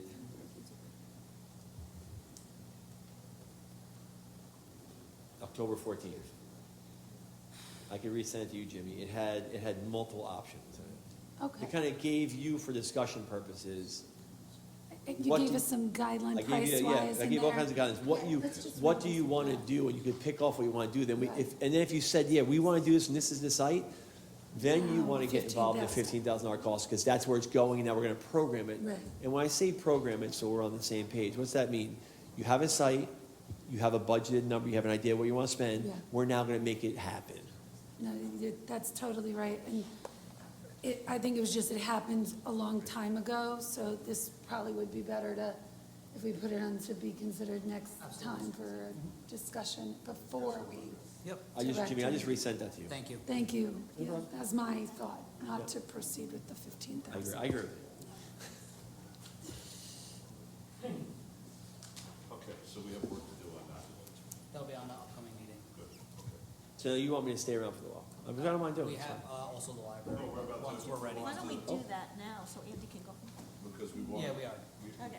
We were shifting around for the mayor. So the next topic, we're adding, moving things around, we're going to talk about the library roof, and everything, if everything works out, we're going to walk in a resolution. So who did I miss? Bonnie? I believe it's It's right already on been the warned, okay, it's already in. You want to take it away? Just real quick, we received the bids for the library roof on Friday. All right, 231. Friday morning. We backed out of the dates for this meeting intentionally to try and, it was prioritized. And we're happy with the dollar figures that came back for the bids, and that's why we asked Andy, we added this for tonight to be discussed with hopefully for some action to be taken by the council tonight, so we wanted to discuss it. So I'll just let Andy go from there. I think we got, again, favorable bids. I think 16 picked up, 8 submitted, and the lowest came back at less than half of what was estimated for the project. It's total project. around the $238,000. $238,000. What was the number 3 years ago? Nine. 900 and change? Amazing. Well, it's not, because the price of, as the roofing guys, we had a mandatory walkthrough, which is not mandatory, but they all come anyway. Literally, the roofers came there and said, 2 years ago, there was not a roofer that needed a job anywhere in the United States of America. 2 years later, none of them have work. Right. They're out of work. So they need work. Material prices down 100%, literally down 100% almost. So their number came down a lot. And how quickly can we move on it? Well, so the job includes the entire asphalt shingled roof you see, McCandless, Teen Center, Library. There's alternate A and B, which are the two back, one's on the field side and one's on the Tenafly side, flat roofs, because they're getting coated. It does not include the front roof, which when you walk in, there's a front flat roof. And that's Okay. that's a kind of a pinch point for the library. They want it done. I will tell you that we had, before this bid went out, we had 2 roofing vendors come out, not 1, 2. So they went out, our folks went up on the roof. The roofs were core and checked. They said the asphalt has to be completely removed and replaced. The back 2 roofs, they record, they actually core drill it and repair it. They core it, the insulation was dry, but they said the roof's getting old, it should be recoated. They looked at the front roof and said it's in fine condition, doesn't need to be replaced at all. That roof did leak a year ago, I think Mike Cassidy said. It was repaired because a squirrel ate through it, which can happen. You can't control a squirrel eating through something. You can't make a squirrel-proof roof. And it was repaired, and the contractor repaired it. It hasn't leaked since. That I know of. But saying that, if you, as a council, want that roof repaired and coated like the other 2, we can just get a price from the low bidder, Grayson, say give us a price to recoat it, and they can recoat it. And Can you treat it as a change order? yeah, I'll get, if you just tell me, I'll get a price. It's easy. So we're doing. The price was so favorable. Council, would it, Yeah. everyone Yes. Get the whole thing would do the done. whole thing? Yeah. And get it done? So I'll get that, as soon as you award it, the first thing we'll do is ask them for a price to coat that front roof. Okay, so that included, so that is resolution 321 this evening? Excellent. And- Yes. Okay. And Jimmy, was that the one that the trustees of the library that were going to pay half, right? Yes, correct, and they also sent a letter, you'll see it under correspondence, this will address that third flat roof. Correct. So, and we didn't want to respond too soon, they sent that late last week, literally the day before the bids were open. Yeah, so just the timing played into it a little bit.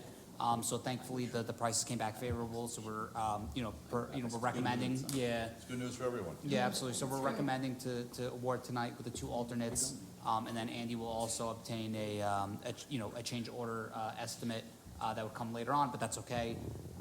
So that's the recommendation. It would kind of fill in and address that as well with the library. We'll So put it that- on your September meeting. Yeah. That was good news. This is a question for Jimmy. Oh, sorry, Go ahead. I was going to ask if anyone from the library is here. No? No, you have a question? You want to come up and ask? Can I ask this one before they come up? Yes. Go get them.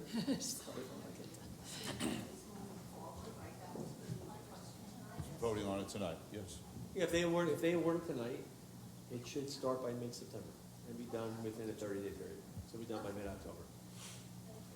All right, Lauren, you had a question, please? No, I got an answer. No? Okay. Are we done with Andy for this evening? Unless anyone has any specific, yeah. I think we're done, Andy? Wow, that's You're great. certainly Thank you. welcome to hang around. If you don't need me, I'm gonna go home. There's someone, is there anyone in the audience who has a question for the borough engineer while he still is here, because he's going to leave? Yes, you have to come up to the microphone, please.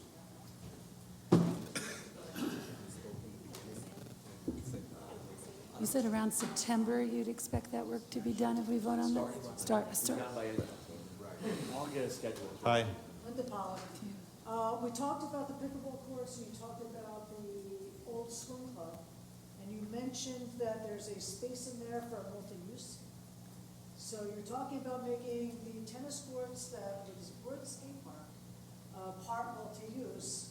Why can't that be switched over to where the swim club is and then have 4 pickleball courts instead of 2?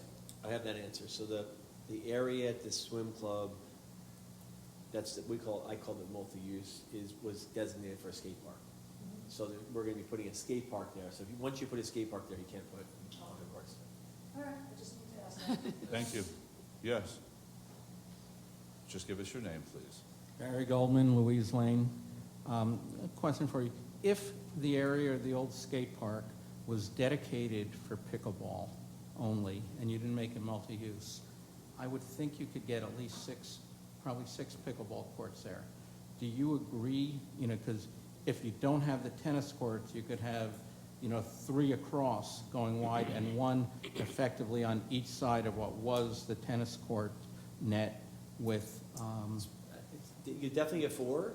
6 is possible. I haven't laid it out. It has not been laid out yet. So I just looking at an aerial. I have to lay it out. You need a certain run out area even for pickleball. You can go sit Yeah. down and You'd probably be on So top of each you other. definitely fit 4, but 6 would be I would think, possible. because you could fit 4, if you had tennis courts and you It's made 4 it definitely. multi-purpose, you could fit 4 easily, 1 on each side of the tennis Correct. net, and then you have a lot of space on the width, on the On the left and right. wide. So you could, having the pickleball courts a little closer together, I think with that extra space that you get on the tennis courts, get at least 3, probably 3 going across in that space, and it's something I'd like you to It's possible. think It's about. tight. The existing space. I've seen it, I'm sure based This on may help you, other though, the places. existing space was the equivalent of 2 tennis courts. Right, and you could get, where the equivalent of 2 tennis courts You can get are, 4. you could easily get 6 pickleball courts. If you aren't dual purposing them, you could, I would bet you could easily get 6 pickleball courts in there, because I've seen that in space. In fact, in multiple locations, I've seen where you can get 4 pickleball courts in the space of 1 tennis court. So I'm sure you could get 6 there where you had 2 tennis courts. Okay, thank you. Thanks. Thank you. We'd probably change the rotation, Andy, of what you were speaking about, of trying to match them up with the way the courts were before for the sun. Well, this is, designing on the fly. This is to your point. You Right, have this is an dangerous. aerial. This is dangerous to do. You've got to put rulers to paper. And we did budget for a multi-use, and it was requested by a rec director for other sports. Pencil to paper. Wait till you No, get for sure. No, no. Okay, yeah, any other that's, questions for, that's a volleyball and court Howie, for come up? reference. Come up, Howie, and tell us your name. Howie Seiden, 88 Willow Lane, Tenafly. The building that's there at the old swim club, what were your ideas to use it for? Bathrooms. Bathrooms. I don't know if it's worthwhile, something simple, maybe to buy like an old shipping container and convert it into like office and bathrooms there? I mean, is it financially? So the structure of the building, the masonry structure is fine. It's just everything inside of it, around it, on it's bad. So you got to get everything off it, strip it down to its masonry structure, and just refurbish it. Knocking it down and bringing shipping containers and purposing them out would probably be more expensive. That's a good idea. Thank you, Howie. Okay, anyone else, or anyone online who has questions for the borough engineer only? Omar, anybody raising their hand? See no hands, Mayor. Let's go while the getting's good. I'm going. Okay. Thank you. Thank you, Andy. Appreciate your time. Go ahead. All right. Next on the agenda is the solid waste collection discussion. Do you want to walk us through that, Jimmy, please? Sure. We received the bids back in late June for the collection of solid waste with the 6 options, similar as it was done in the last bid in the last go-around. It's up to the council how they would like to proceed. There was a recommendation made of which options not to proceed with, so I think the council has narrowed it down to 2, with the side yard versus the curbside, and had allocated time tonight for a public hearing to hear from members of the public on, just to solicit feedback from rear yard, or side yard rather, versus curbside. So I have a Go question. ahead, Julie. So I've been getting feedback, I really did, thanks for putting it on the agenda, because I did think it was really important for us to hear from people as to their preferences. But, and I've been getting, most of the people I'm hearing from would prefer it to stay the way it is, the side yard. But can you just answer a math question in public? How does that roughly translate per household for what? To go to how much curbside? To stay with side yard in the future? $14 a year.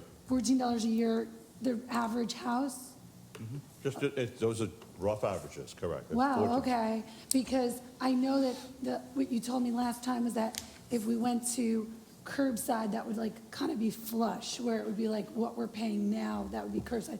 But I just wanted to make sure that when I talk to residents, that they understand it'll cost a little bit more, but it sounds like it's Well, truly so- negligible. So we're all paying it already, but we're all paying it, right? Right, So it's 5.1 million for rear yard for 5 years, and it's 4.7 million for curbside, oh my right? God. My it's no number's brainer. correct here?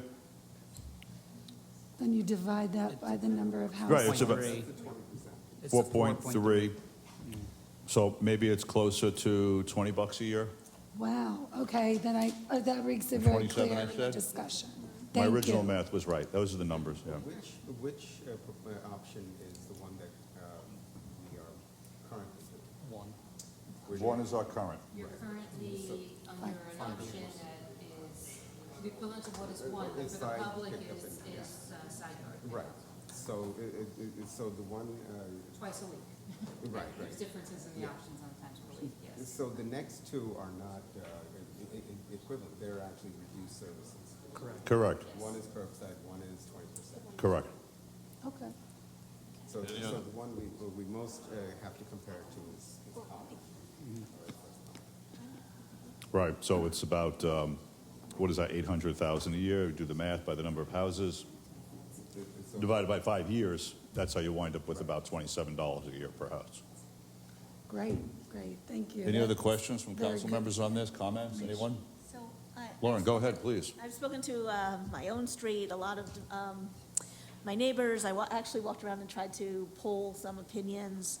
And it's funny, we have some streets near me that are consistently bringing it to the curb because they don't know we have rear. We have some streets that have never brought it to the curb and would like to keep the rear. You know, it's what you're used to. I will say that those who have rear and side pickup feel very adamantly that it is a service we provide here in Tenafly, feel very strongly they'd like to keep it. It's not worth the $28 or whatever it was to that household. So I'm now firmly on keeping as is. Okay, great. Jeff? Yeah, one of the things I did was I talked to our recycling people. Right. Because depending on which day, but the glass and plastic, they do the same day as garbage pickup. So I asked them how many of the houses have cans at the curb, and they said more than 50% are in the rear yard or side yard. Yeah. Well over 50%. So I think, if anything, that definitely is an indicator of what is happening in town. And it's only, I think, the newer residents who don't know about it. So if we advertise it, we'll get our money's worth. So maybe I'll put it in my mayor's message to make sure more people are using the service, you know? It's a service that benefits the residents, and they like it. We all do.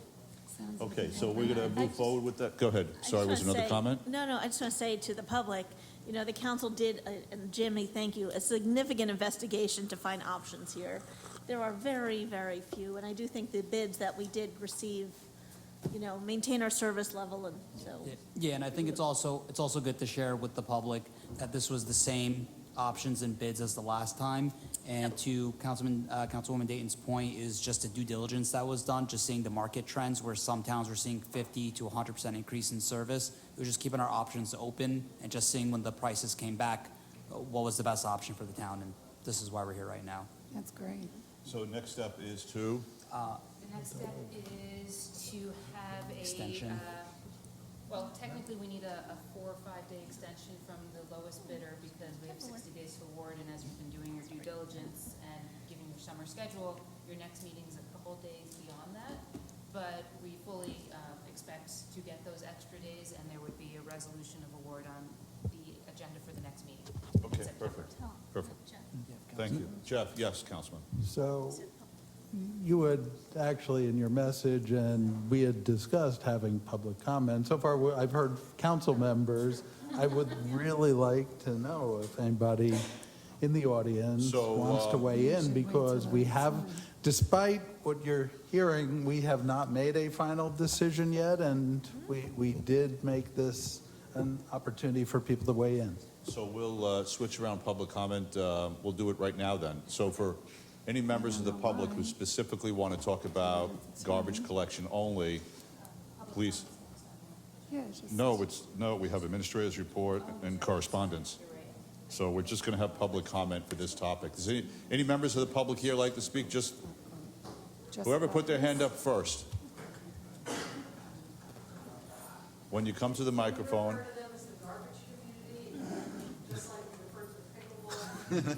I'm just going to say, use the term residents who would like to speak about solid waste. Yes, and just give us your name and Brian street Lawrence, address. 20 Innis Road. I've been here 22 years. I use the side yard pickup. I built a side yard pickup Area. base area for the, so it's clear for the garbage people know where to go to pick up my garbage. If somebody's been putting their garbage to the curb, you know, they're not going, and you know, and all of a sudden they're gonna not bring it out to the curb, they're not gonna know to go out to get it. So I would just suggest that the only people that have been against or not having side yard pickup are the ones that haven't had it or taken advantage of the service. So I would just recommend that, you know, we publicize it, but also they need to communicate with their garbage collectors saying, okay, this is where it's going to be. They're not gonna look around. So I'd like to maintain that service, but also extend it to the people that haven't been using it. You know, good communication is important. Okay, thank you. And I think Sure. we have to let the waste industries know, because that's a valid. Can I have to be able build to off look that? out, Right? Yeah. So if that ever happens, you can call DPW and Right. they communicate to the company. Yeah, we're fortunate to have a very responsive Yeah, they're very responsive. collector, so if there's any issues, you could contact any DPW, the administration's office, and we could coordinate with them any issues. Name and address, please. Roger Jennings, 75 Prospect Terrace. Hi. Hi. I am here because I want to maintain side yard collection. One of the things that I think doesn't really get mentioned very much is the environmental impact of bringing your garbage to the curb. If you get a raccoon in your garbage in your backyard, it is your responsibility, I would hope, to clean up your own garbage. Once it's on the curb and that's spread across the street, who's picking that up? And then it rolls down into the sewers, gets into our water supply. So I never really hear that part of the conversation. We always talk about it as being a luxury. I think there's an environmental impact to it as well. So, Good point. thank you. Okay, thank you.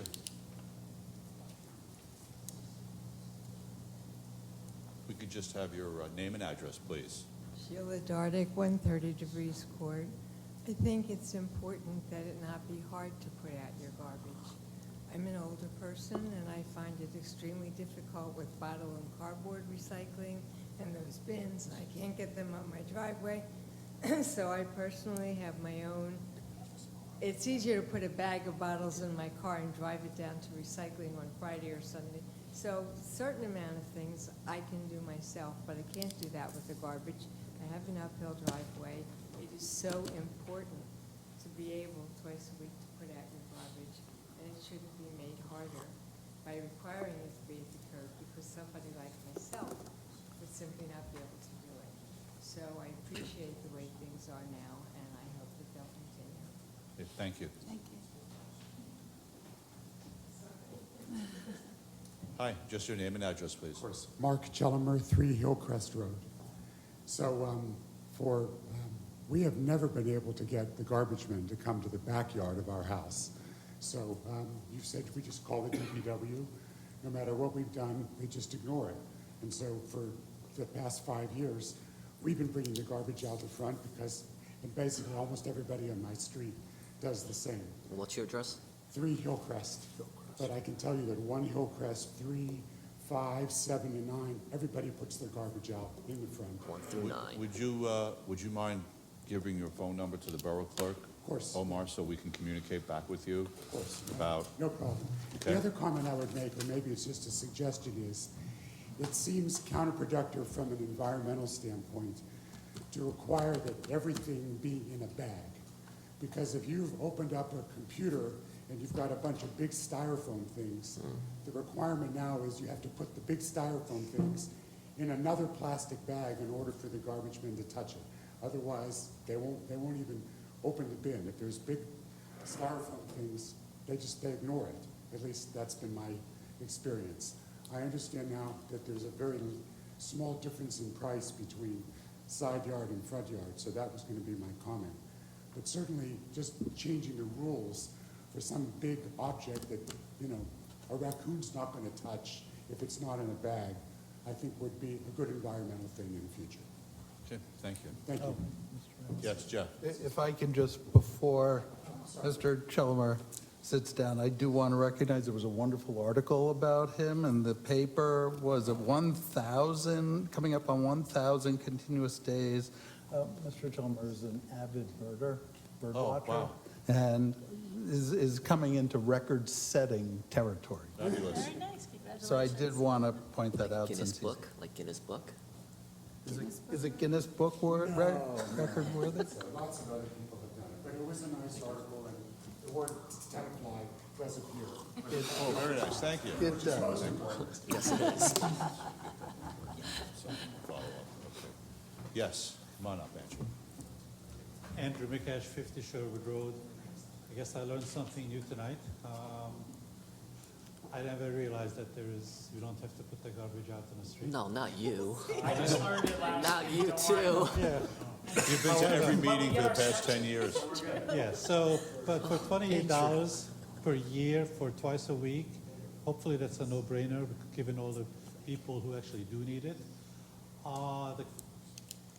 The other thing, though, is the question I have is, what's the liability if the driveway or plaza is not cleaned or plowed? If the what? In the winter time, so is there some liability or issue with the garbage man going onto the property? They assume the liability, but it's probably safe to say they won't even track up there if they deem it's dangerous. Okay, so But they assume the liability. The homeowner doesn't have an extra liability on that. I mean, the workers' comp, is, the trash hauling company will take care of, but The reason I'm again, asking- if they feel at risk, they will not go up there. Okay, it's like I have a steep driveway, so there will be days when I would really prefer not to have to carry it down and up. But Right, right. the flip side is if there's black ice and I don't see it, and somebody comes up on a steep driveway, and the garbage man falls down carrying the garbage can, who's liable? They're in the course of work. Right, so that should be covered by the employer as a workers' comp issue. Yeah, Okay, I just want to make sure, now that I'm aware of it, that if I get them to come up, I'm not suddenly going to get a lawsuit from somebody. Okay. you're still responsible for invitees that come up your driveway that you may not, So is be my leaving aware it of. up there? But they are there under a work function, and we do require the contractor to have workers' comp for those situations. But thank you. Anyone else from here who would like to speak about this? Just Barry Goldman again, Louise Lane.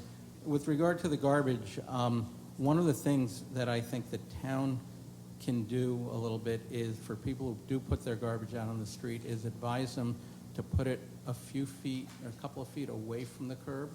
On my street, I live down sort of at the bottom where the street slopes down, and whenever there's a rainstorm, people who put their garbage right at the curb, it floats all the way down to in front of the curb in my house. And I've seen, even with the recycling bins that are heavy, one of my neighbors once got one of those stickers for being naughty, having it turned the wrong way. Well, what happened was it was a rainstorm that turned the recycling bin around the night before the pickup. So those things, just in terms of trying to educate people in town not to leave it, right there on the curb so that the water can run down the street. Okay, thank you, Barry. Can I just make one comment? Sure, come up to the And microphone. this is No, for no. the resident with the styrofoam. Styrofoam, so when there's something bulky like that, we actually have a separate styrofoam collection, don't we? No, not yet. No? No. Our town doesn't do it? Not yet. No, it goes in Some of the other garbage. towns do have just a styrofoam day for Yeah. things We like pick that. it up all the time. Okay, well, maybe we should consider that. There we go. Yes. Hi, David Miller, 61 Park Street. Like the prior gentleman, I had no idea that there was, garbage didn't need to be brought down to the curb, since we do it every Tuesday and Wednesday anyway for the recyclables. One of the calculus items I'd suggest for, I don't know, restricting where the garbage gets picked up, maybe from in front of the garage, or people want to bring it to the street, they can. But how much shorter it would take to get these garbage trucks off our streets. They're very loud, and they start to do their rounds very early in the morning. And sadly, right on outside my house is where they just stop for about 10 minutes around 6:05 every morning when they're doing garbage pickup. So on Monday and Thursday, they're just sitting there. Those trucks are idling really loudly, and it'd be great to just get them off the street. So just part of that calculus, it's not just $28 per house per year. It's how long these trucks are on our streets and start clogging up our streets and making it more difficult and more dangerous around the schools potentially. Okay, thank you. Is there anyone else here who would like to speak about the garbage pickup service? We're going to ask for people on Zoom, Omar, if anyone's interested in speaking about it. Oh, we tried this already. Anyone out on Zoom like to speak about the garbage pickup? Please raise your hand. I see no hands, Mayor. Okay, so we're going to close this particular comment about garbage, and that'll be on the agenda for September. Okay, all right, thank you. Okay, so next, we're going to move on to the administrator's report. Jimmy, why don't you take us through that discussion, and that will include Nature Center, Fister's Pond Leave that update. For the last, there'll be a Okay, yep, discussion. yep. Included in my report as requested for the month of July, commercial property tenant changes. So we'll be including that going forward on a monthly basis. I just include some of the projects in their ongoing status. Most are just kind of ongoing. No major update as of yet. A couple other updates just in general since I put together my report last week. Janaya from my office, one of my admin assistants, will be leaving her position next week. So she'll be leaving us next week. The downtown light poles have been has begun being painted. So you'll see that on Washington. You'll start seeing the differences in some of those poles as DPW continues along with that project. And just an update with Brightview and the downtown traffic engineering consultants. Mainly the finance department, Susan, her team, Wendy, myself, and the auditors have all been communicating, working with each other on how to best proceed in the confines of local public contracts law, and also in line with the ARP guidelines on how to move forward with the traffic consultants with phase one. We are going to put out an RFP through the fair and open process in the coming days. Wendy and I will work on that alongside also with the CFO and her team. And at the next meeting, we anticipate to have an award based on the submissions. And then also we'll have an ordinance reading for the funds, for the financial mechanisms of this project to move forward with the phase one. So if there's any questions, we would happy to address. Somebody wanted to provide an update tonight since there's nothing formal on this agenda tonight in that regard for that project.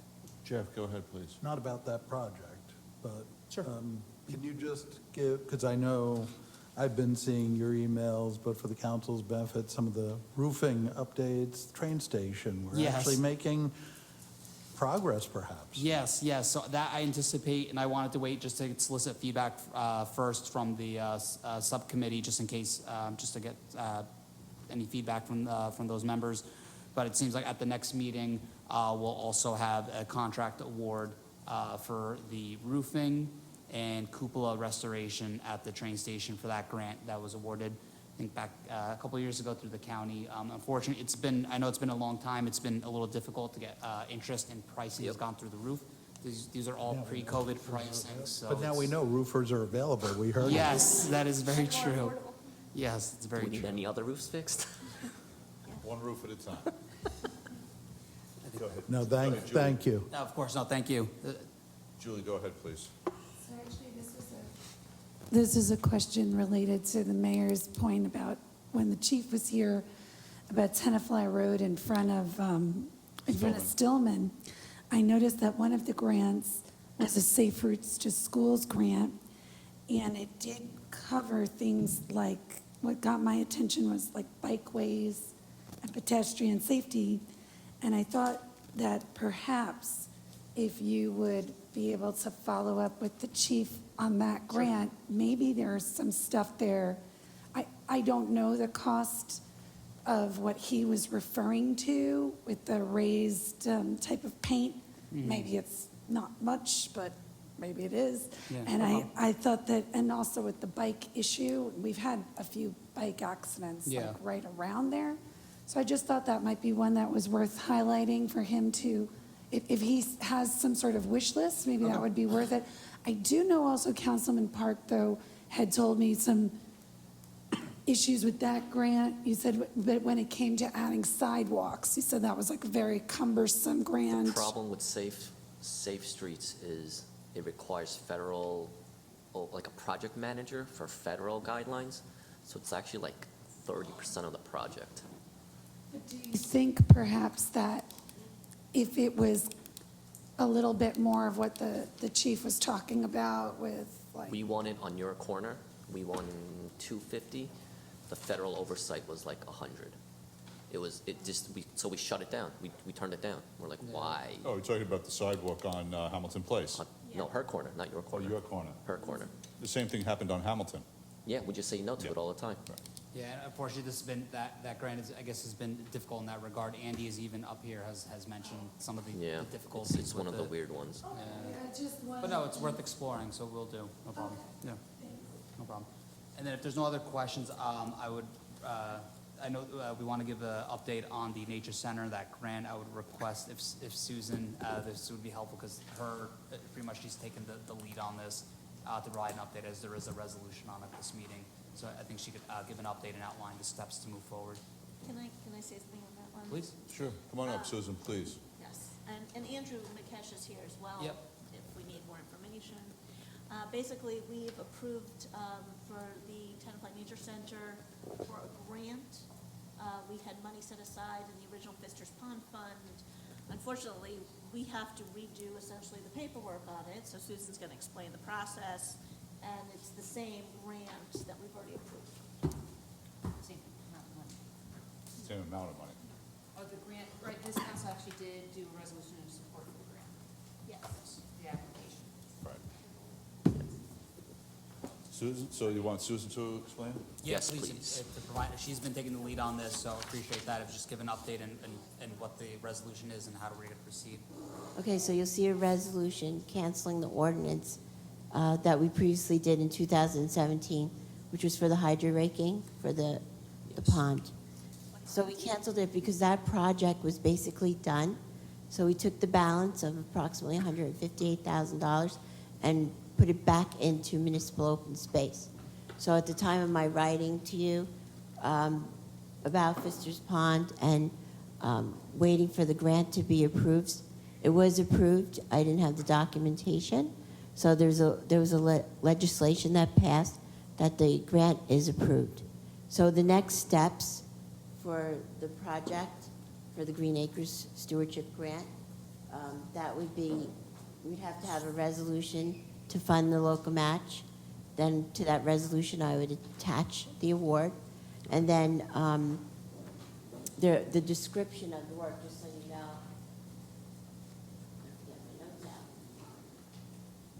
It's different from the completed project. There's some things that are added. The trailways need to be fixed because they were damaged from the hydro raking.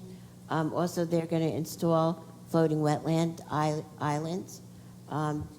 Just to clarify, it's not different than what we approved in the last meeting for the Green Acres grant. This is what we approved for the Green Acres application. It's right. It's Right. what you This approved. isn't new today. This is the second part when they came back and asked to apply for the Green Acres grant. Yes. Okay, to clarify that. Yes. Other project completed, canceled the Done. ordinance. Now we're starting Close a out new. a new project. Right. Yes, this is a Green Acres grant. A Green Acres grant. So will install floating wetland islands. Let's see, what else? That improves the pond ecosystem and biodiversity and allows aquatic reptiles and amphibians to utilize the newly formed habitat. Then the main trail will be ADA compliant. And let's see if there's anything else here. That's awesome.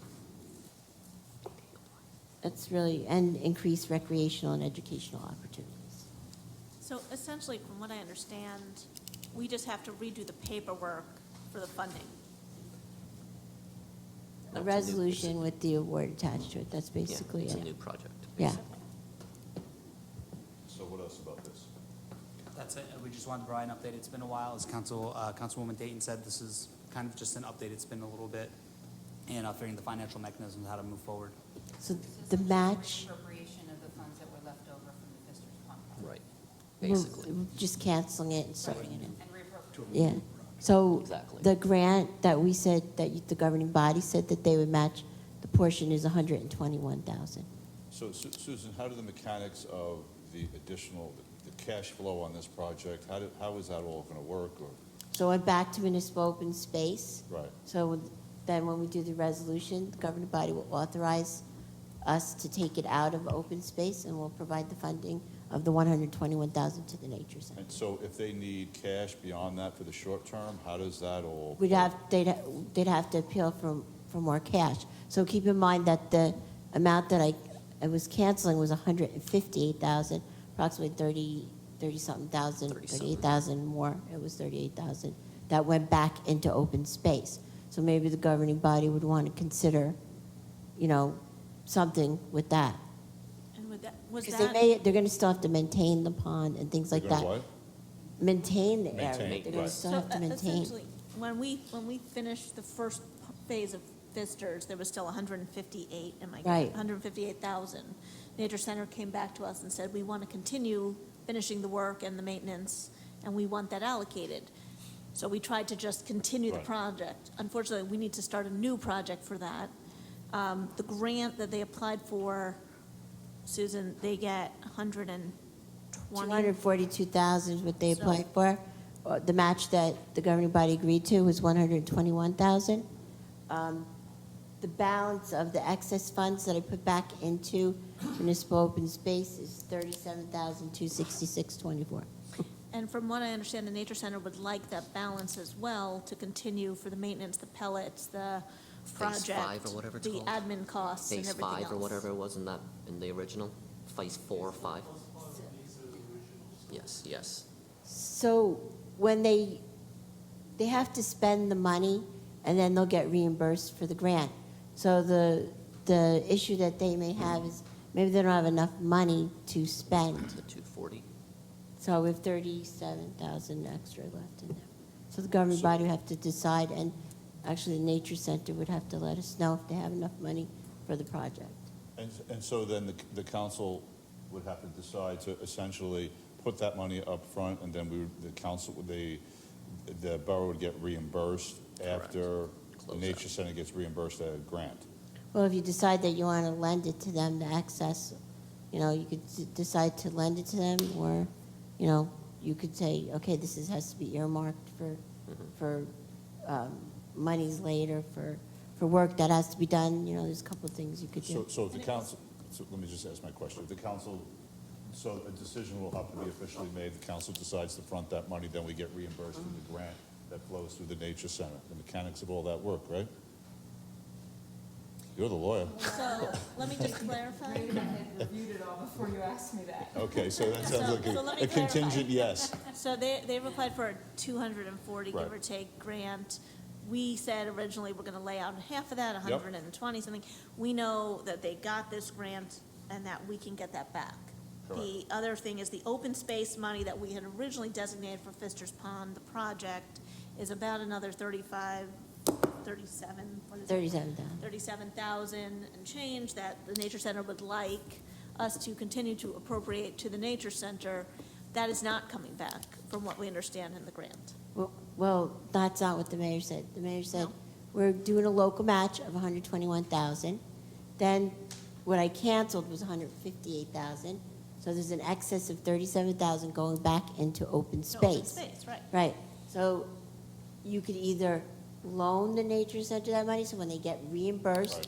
they give it back, and we put it back into open space, or you could Grant it tell as them part of to the earmark it improvements, for future use. But I Okay. don't know how that would affect the budget next year and things like that. And But ju- again, I will say, you know, they have 400 acres of Tenafly that they maintain as stewards, including Pfister's Pond, and $37,000 of open spaces earmarked for projects to maintain that land. Okay. It sounds like council has clarity on what the future will bring. Any questions from council members? So Wendy, you'll get to review those mechanics? Yes. Well, I mean, on for tonight is just the resolution to authorize canceling the access. That's all you're doing tonight.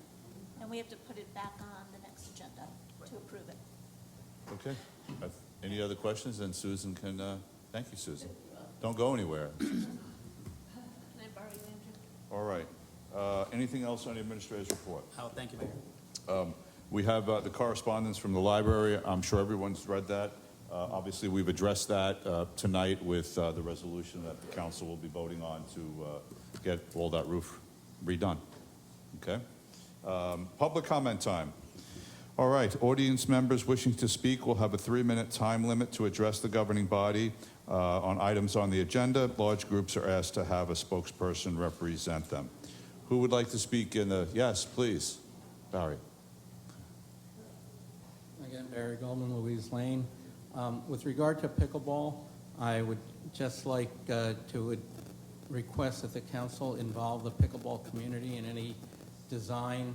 Don't make the same mistake the county did. They opened 2 new pickleball courts at Wooddale Park a couple of weeks ago in Woodcliff Lake, and people are already complaining that the fences are too close and dangerous, and comments I've seen online and some posts about you know, good players aren't going to want to play there because it's dangerous, but also with just 2 courts there, they're already getting, I'm seeing 20 people sometimes in some mornings for open play, which causes long waits to get on the courts. And the concept that the pickleball community wants is really to have open play in the morning where people just come down, and as I mentioned last time I spoke, it's like pickup basketball. You come down to the courts, you get a game, and you want enough courts so that you can have people at different skill levels having games within their own skill level, so that you're not having somebody who's really strong playing with some beginners in just because they're the next in line and you only have 2 courts there. It doesn't make it fun for anyone. So I would implore you to try and reconsider mixed-use space and perhaps trying to dedicate that space where you could get 6 pickleball courts and have a good core and allow for people of all different levels to have good competitive games based on their skills. Thanks. Okay, thanks, Barry. I think, come on up. I think this comment about having pickleball members involved in this Okay, yeah, is going to be key. absolutely. Okay, so I have Barry's contact information. Yes. Okay, hi again, David Yes. Miller, 61 Park Street. Didn't know the protocol for this meeting, and apologies for my dress. I just No thought that- apologies necessary. Dress is fine. You're good. Everyone comes as is. Summer cash. I have notes on the phone, so that's why. Go right I'm ahead. using the phone. How do items get brought into the agenda? I sent an email to the office. I wasn't sure I was going to make it here, and I actually did make it here. But how, in coincidence, I had an issue regarding an idea about the Little Free Libraries, as well as some pedestrian issues in town that I'm going to get to in more detail in a moment. But how does that come to? Has to get on the agenda, so various ways. Council members suggest items for the agenda, so to be considered, those go on the agenda. Right, so you can email a council member, you can email myself, you can email the borough administrator, okay, for topics. They get on by, direct request, really. It's not like it's some official, sometimes I'll get a phone call from someone, they want to talk about X, we put it on the agenda. You can send normal correspondence that we talk about, like I mentioned, the library correspondence. Sometimes we have 5 letters there, and that gets on the agenda, so to speak. So. Okay. And then once we discuss, or if I'm going to do something ad hoc now, is it like entering topics into the record? And Yes. then you get Every- drafts, so every- research, that kind of thing? So everything you say here is subject to Oprah requests, so people can request a transcript or a record of what's said tonight. And that's why we ask for, pardon me? And there's meeting minutes, and that's why we ask for everyone's name and address, because we're required to keep track of that all. Sure. So it's all public. Okay, and I guess one other question, how do we get detail on some of these items, like regarding the swim club? Like details of what that proposal was in the past. I know it's been on the monthly discussion for quite some time, but for someone who's new, like I've been in Tenafly a little over 2 years, like Right. where do we get that? Omar, do you want to address that question? Omar. Omar's our clerk. So just for, What was that original proposal? so for organizational purposes, we have 6 council members here, mayor, borough attorney, borough administrator, and the borough clerk. So Okay, so for items the that CFO were was, she were was on just the agenda. speaking, she disappeared. Okay. Yeah. So items on the agenda, if you're looking for, items such as the backup supplement documents that were presented to the mayor and council, you can request that from me. Just I can get it to you. Okay, got it. Yeah. And you can come into Borough Hall anytime, right on your left. Yeah. The first box, okay, all right. Sorry for all of that. No problem. Confusing time. I also want to say, all 6 of us and the mayor and Jimmy and Omar, we always all answer our phones, and you could talk to us as well. Okay. A lot of residents reach out directly to us. We're your neighbors. I live around the corner from you. Yeah. I mean, I walk my dog past you. Catch me in the street, catch any one of us. I'll keep You an know. eye out. Also, Mr. Miller, not only the ways they've talked about, if you're a glutton for punishment, like coming to these meetings multiple times, what you're doing right now is a way to get something on an agenda. Sure. I mean, we hear it, we want to talk more about it, and then you got to come back, though. Okay, all right, sounds good. Thank you for all of that, by the way. Okay, so I'm 3 minutes now. Go ahead. Yes. Go ahead. Thank you. Little Free Libraries, I was thinking the exact same thing. Location could be the northwest corner of Highwood and Park Street. There's a nice sidewalk there, and there are a lot of houses with kids there, and that might be a kid or child-oriented Little Free Library. In terms of roads and safety, that's something I mentioned. I've been here over 2 years now. That concerns me and my family. Almost got hit on the Highwood. Is it Highwood? Yes, Highwood and Engle. That's the one I was asking. Yeah, exactly. That's why I was thinking that same intersection, left from coming up Highwood onto Engle, walking my kids to mom. Literally almost got hit. I had to pick up my 6-year-old and move him out of the way of the car. And then we had a discussion with the driver. But my parents were like, "Wow, you were mad, Dad." Yeah, I was a little mad. Couple items related to this. One-way roads in front of the elementary schools, could that endure through club time? So at Mom, and again, this is mostly around Mom, but I'm sure the other schools have similar things. It stops at 4 o'clock. Why not extend that to 4:20? Because all the clubs get out at 4:10 and 4:15 on the days that they're a club. And it just would make more sense if that was still one way, and it would make things a little safer, even though it's not the same kind of traffic. But that was one idea. And then thinking about, and this will probably have to run through the chief's department, but more one-way roads near schools at pickup time. So we'd have to figure out what that time zone would be. I'm thinking around Mom. Prospect Terrace is sort of a mess. There are cars that try and cut the line. You know what I'm talking about, Lauren. So they try and cut the line for all the people who are in line on Magnolia. For those who drive, we try and walk as many type of days as we can. But and then you'll have construction vehicles or yard maintenance. They're trying to go up the hill while people are coming down. A study is what I'm basically putting in for the record there for turning some of those roads into one-way during very short periods of time, mainly during drop-off and pickup for these schools. Enforcement of speed limits, we talked about that with the chief. I did not understand what he was talking about in terms of this 85% rule. I've heard of 80-20, I've heard of lots of other things, but I just didn't understand what he was talking about. On Park in particular, there is a lot of speeding that's sort of across the street, you guys probably know. And it comes to use cameras. I mean, I don't know if there can be a subcommittee on thinking about how to do this. We talked about the speed humps, but maybe we could just use cameras and use the speeding tickets for some revenue generation for the town, if that's what it comes to. And sidewalk expansion, I don't know if this has been, probably been discussed at some point in the past. Hudson has none. Park's not terrible, but Hudson's really dangerous for the kids who are biking and walking over there. I'm sure there are other areas in town that could benefit from that. More safety provisions at Englewood and Highwood. We talked about that. And there's a lot of speeding right down Englewood, and that's an easy one. Just stop people there. Cars passing stop cars. This has happened before, and that is literally a pedestrian waiting to get hit when that happens. Again, I don't know if they're aware, the police are aware that this is happening, but it does happen somewhat regularly. I don't have data, but I know I've talked to two neighbors who said they've seen it happen recently. And I'm not sure how to stop it, but it seems like that's something that's happening in Tenafly. We're a pretty residential town.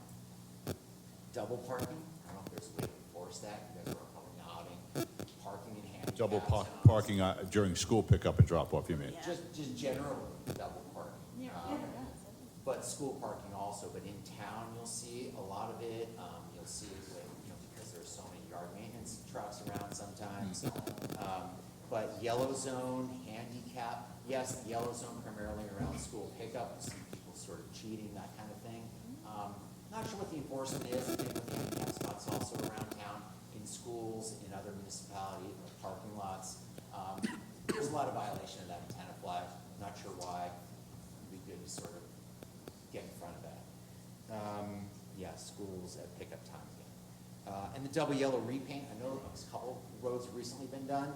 Highwood is always, seems to never have lines there. Highwood would be a good one that comes up from county, up the hill, could do those. And that was basically it, so. Okay. A lot of into the record there. Okay, thank you, I appreciate that. Yeah, Lauren, you have a question? You know what, I'm just gonna go backwards for really quickly. Highwood is our road grant for next year, yes? Highwood, so that Yep. entire road will be repaved and relined. Okay, great. I think you guys just repaired a whole bunch of parts of Highwood also, but the repaving. And you can catch me any other time, and I'll tell you all the various studies around Mom, parking, Sisson, Prospect. Right. All of them. We've had police study them for numerous years, so we'll talk offline. Okay, all right.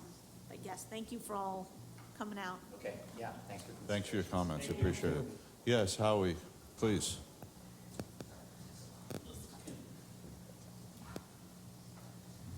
Howie Seiden, 88 Willow Lane, Tenafly. One of the things, when the chief was talking before, one of the things I thought about, Englewood last year, or maybe it was earlier this year, they have one of those speed trailers, the camera with the radar enforcement. Theirs has flashing red and blue lights that come on when you're speeding. They had it on Ivy Lane by Sunnyside, but it was, for the Englewood residents on their side, but it was really effective. You see the red and blue flashing lights, you slow right down, Yeah. you think there's a police car ahead. So that's a good thing to look into for the police department. Okay. The other gentleman said about camera enforcement. The state of New Jersey does not allow camera enforcement of any type, so that can't happen. Is it okay now to bring up the other topic?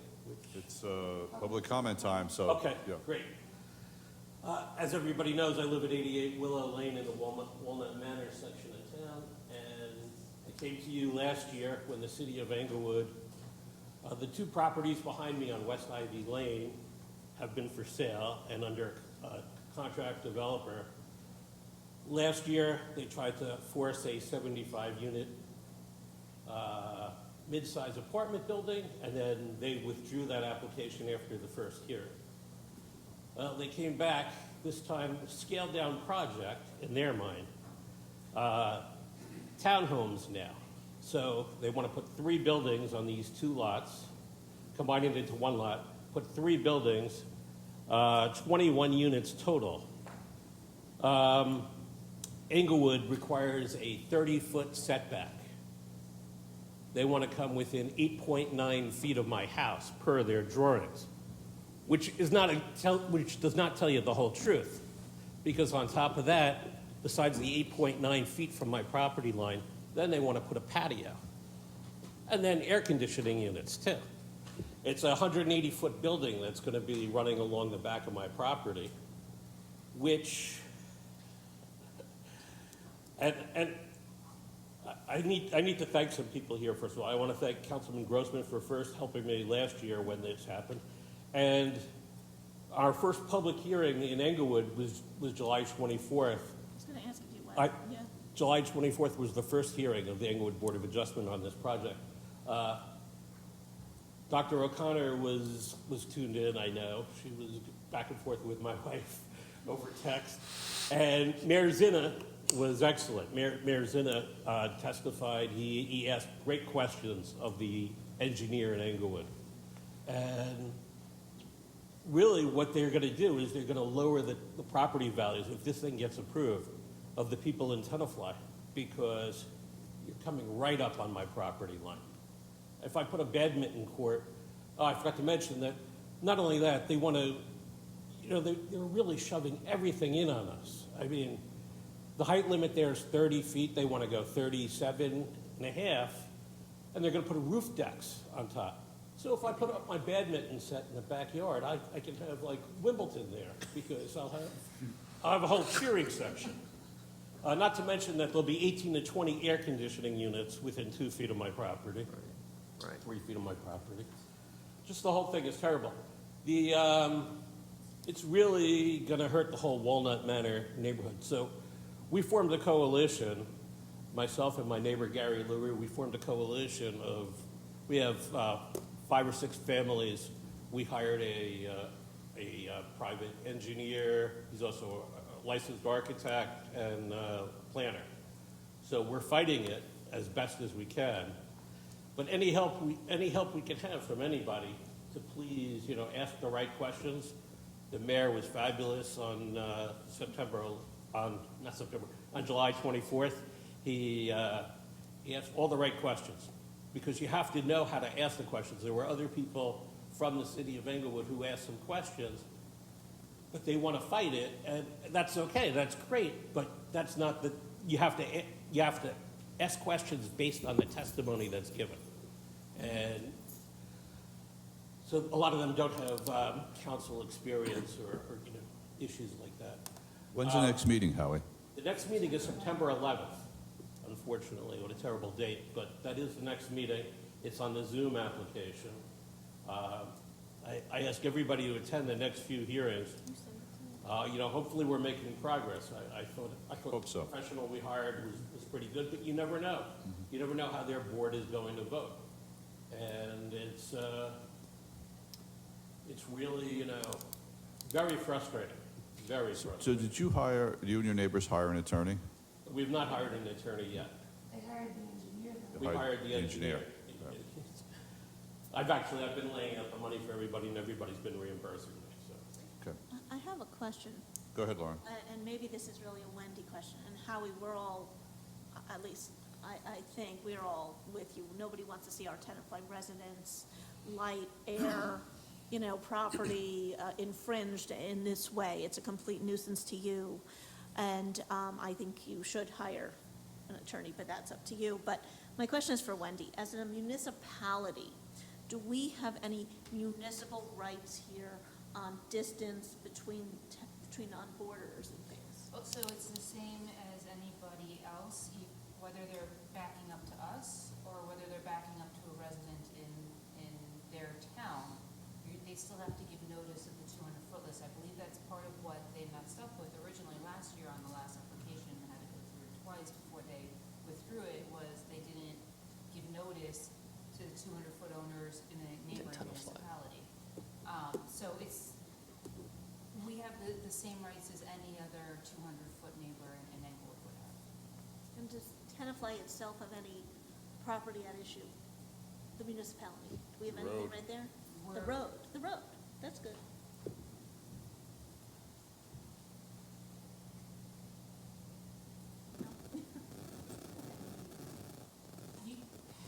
So I believe Omar would have gotten notice anyways as the adjoining municipality, but as far as, when this was going through the last time, you did ask my office to keep an eye on the application as it was going, and then it was retracted after that meeting. But as far as municipal borough as a whole, it's really just affecting the property owners that are adjacent to it. It's not going to impact the entirety of the borough. It'll eventually, though, have an impact on the borough if a number of residents in our town, home values go down due to this if it's approved. That'll mean less taxes coming into the town. It's certainly going to impact the houses that are adjacent to the area, yes. But I'm saying as far as, houses in other area, the speculative impact of whether somebody doesn't maintain their property and it goes down in value versus somebody expanding it is also speculative. So I understand what you're saying, but it's not a town-wide issue where the entirety of the town is affected or is required to be noticed. Now, one of the problems with the engineer's report on that night, and it came out, my engineer exposed it, they never did any studies on any of the surrounding properties, so they don't know the effect, what's going to occur on my property or my neighbor's property. And I have a question on that. And Mayor, maybe you heard this as well, talking about stormwater management, and in that area in particular, especially near Sunnyside, we know we have runoff. And so I would be interested in finding out whether they did any DEP studies on stormwater management, on the runoff in and around this with pervious and impervious coverage. Did you hear anything like that in the hearing? Not to the extent that was really necessary. I think probably, but to that question, perhaps, perhaps we have our planning board engineer, Wendy, what do you think? Or even our borough engineer look at the water to see if properties will be negatively affected. It's certainly worth the conversation. Oh, is Sunnyside within 200 feet? Yeah. no, Sunnyside. No, Sunnyside is Other side of town. Block and a half away. Yeah, other side of town. But I think But the it water begs an runoff offline from discussion. there, But to give you an idea, you know the area Yeah. that I'm talking about on Ivy Lane. You know when it rains, it drizzles, the railroad tracks flood out in that area? Right. Yep, It's 100 feet Yeah. west of there. yep. I think it's probably valuable if we have an offline conversation, perhaps with our planning board engineer, Wendy, and, okay? And Howie, I'll put that telephone conversation together, and we can talk about different options as it relates to water specifically. Howie, if I could also make a recommendation as we get a little closer to September 11th, if you want to shoot an email to remind everyone. Absolutely. Absolutely. There are plenty of environmental issues too. They want to cut down 50 trees. They're required to replant 131 trees, but they're using every inch of the property that even one of their driveways, they wanted to move the fence line so that they can remove snow. And they couldn't do it because they would have to plant trees on somebody else's property to beautify the area. All right, so why don't let's take this offline, because there's a lot of detail. Okay. I'll reach out to you tomorrow. We'll set up a call Sounds great. with the engineer and the attorney, okay? That sounds And great. we'll keep fighting it, Howie. I thank the town for all the help you can give. I mean, my neighbors are upset over this, and they were very thankful for all that you did at the last meeting. They really Happy to do so. appreciate the help. And Howie, if you don't mind, when you get the next one, send it to Jimmy or Omar so he could circulate it, the information, so we can, Well, they wouldn't be required to renotice. I'm assuming that No, the they application's wouldn't. being carried to, for it's further. carried Carried to over with September no 11th. more You notices. know, and No, but you the, know when the hearings are. link, The link. or- information about the link. The link is on their website. It's on their The website. Englewood Board of Adjustment, Yep. all the meetings are via Zoom, so you can do it from wherever. Just a friendly Which is reminder. not the greatest, to be honest with you. I wanted All to right. comment on their meeting and I couldn't, because you can only do it when they recognize you. And then when they picked September 11th, I had a conflict that day, but I couldn't even get through to them. They didn't even recognize me. Put things in writing. And they wouldn't let me ask any questions because I hired a planner. You can All put right. things in writing, becomes part of the record. Absolutely. All right, Howie, thank you. No, thank you. Of course. Anyone else from the audience here who would like to make any comments? Of course, come up. You just have to give us your name and address, please. Peter Rustin, Woodland Street, Tenafly. First, you said something before, and I think Vanu, who's the council liaison with the senior center, I'm on the board there, would agree. It's hard to get a whole bunch of seniors to be unanimous about something. but they are unanimous about the fact that they do not want to have a combined center with recreation or anybody else. They want a standalone center. And I think when you did the survey, that was very clear, so. Sorry, just for clarification, I think what we were talking about is a coherent of everything. That's not to say it's all in the same building. Well, at one But you wanna point, have one point you wanted to move everything over here, and they want to stay where they are, maybe go across the street. A resident asked me a question which led to my interest about a particular event that's coming up, and that's Oktoberfest. And I was lucky enough to get a copy of the contract with the promoter, so I have a couple of questions. One is, Borough is spending $25,000 on one event? We're paying a promoter? Is that correct? 3 events. That's not what the contract says. There's three events with the chamber as well. So. But the contract says we're paying a promoter $25,000 So why don't you- for this one event. Yeah, so the borough is contracting for the full cost of the one event because we're not gonna enter into a public-private partnership type of situation with the chamber for contracting. So the borough had committed to pay up to $25,000. So it's going to encompass it all into the one event, but there's 2 more events happening. It's just not gonna be on the borough's contract of funding. So we're paying $25,000 for one event.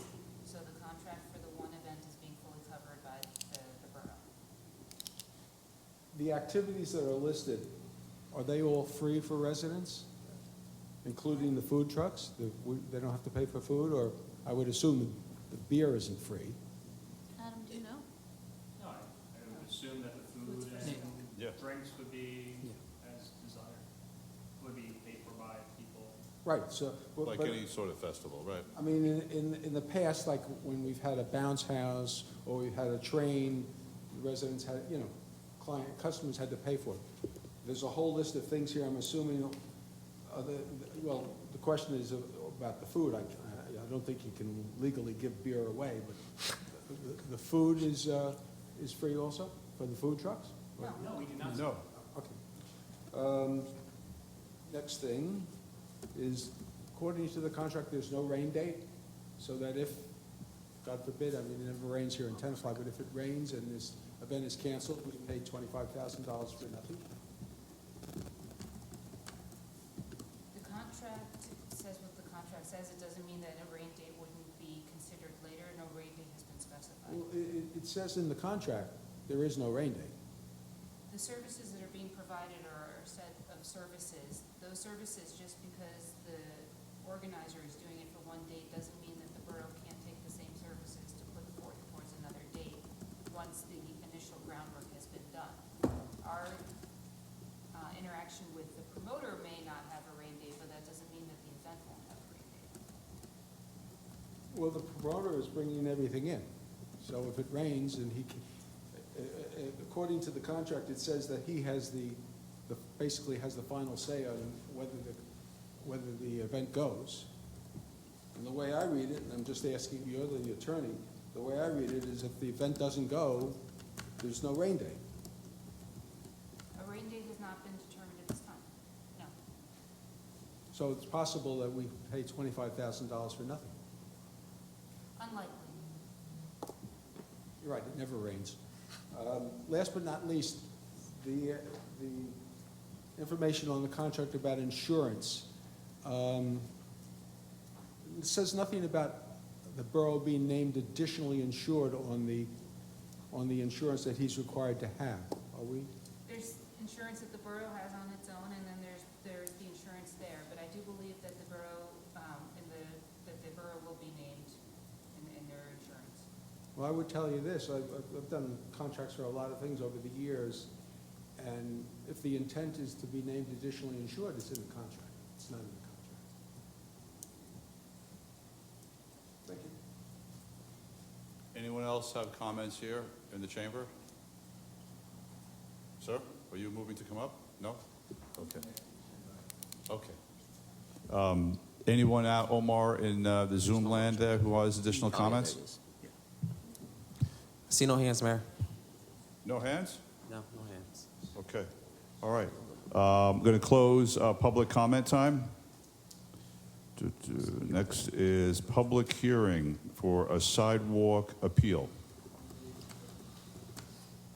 You want to handle that one, Wendy? Sidewalk appeal? Sure. So this has come before the council as a request, and there's been a little bit of a delay only because of the summer schedule and the resident wasn't available for the July meeting. So back in June, it was decided that it would be heard at the August meeting. It is, I believe, the same street and block as a prior appeal that the council has heard. And I will let the resident, who has patiently waited since 6:45, to come up. Thank you. My name is Michael Album. I'm a resident and owner of property at 22 Birchwood Place. I'm going to try to keep this brief given the hour. And Mr. Stillwell, you might want to just hand this. It's a visual representation. We're the completely orphaned sidewalk in the middle of those two houses. We're moving for a special exception so we can remove that orphaned sidewalk. There's no contiguous sidewalk at all up or down Birchwood Place. About 11 months ago, the mayor and town council gave my directly adjacent neighbor a special exception to remove his orphaned sidewalk. The resolutions at the time say that they made a finding, you made a finding that there would be no adverse effect on the intent and purpose of section 20-6 because the sidewalk in front of 26 Birchwood Place is an orphaned piece of sidewalk that is not part of a continuous sidewalk on that street. So I just want to emphasize, I am an uber orphaned sidewalk. There is no sidewalk anywhere near my sidewalk. We'd really like to take it off and request the exception be granted. Questions for the council? Yeah, we had spoken about this like last month when you weren't here, but yeah, I mean, it is very related to your other neighbor. What were you planning if it goes forward?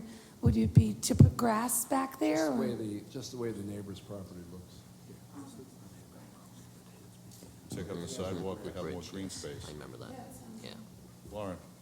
Is there anybody that walks past your house that utilizes the sidewalk? Any seniors or ADA or No. especially different? I mean, that uses the sidewalk now? Sure. No one's using the sidewalk now. Any other comments from council members? How does everyone feel? You okay with removing the sidewalk? I'm sorry, Banu, please. You had mentioned the resolution for the previous orphan sidewalk. What was the date on that? That was Or the information? that's September 6, 2022.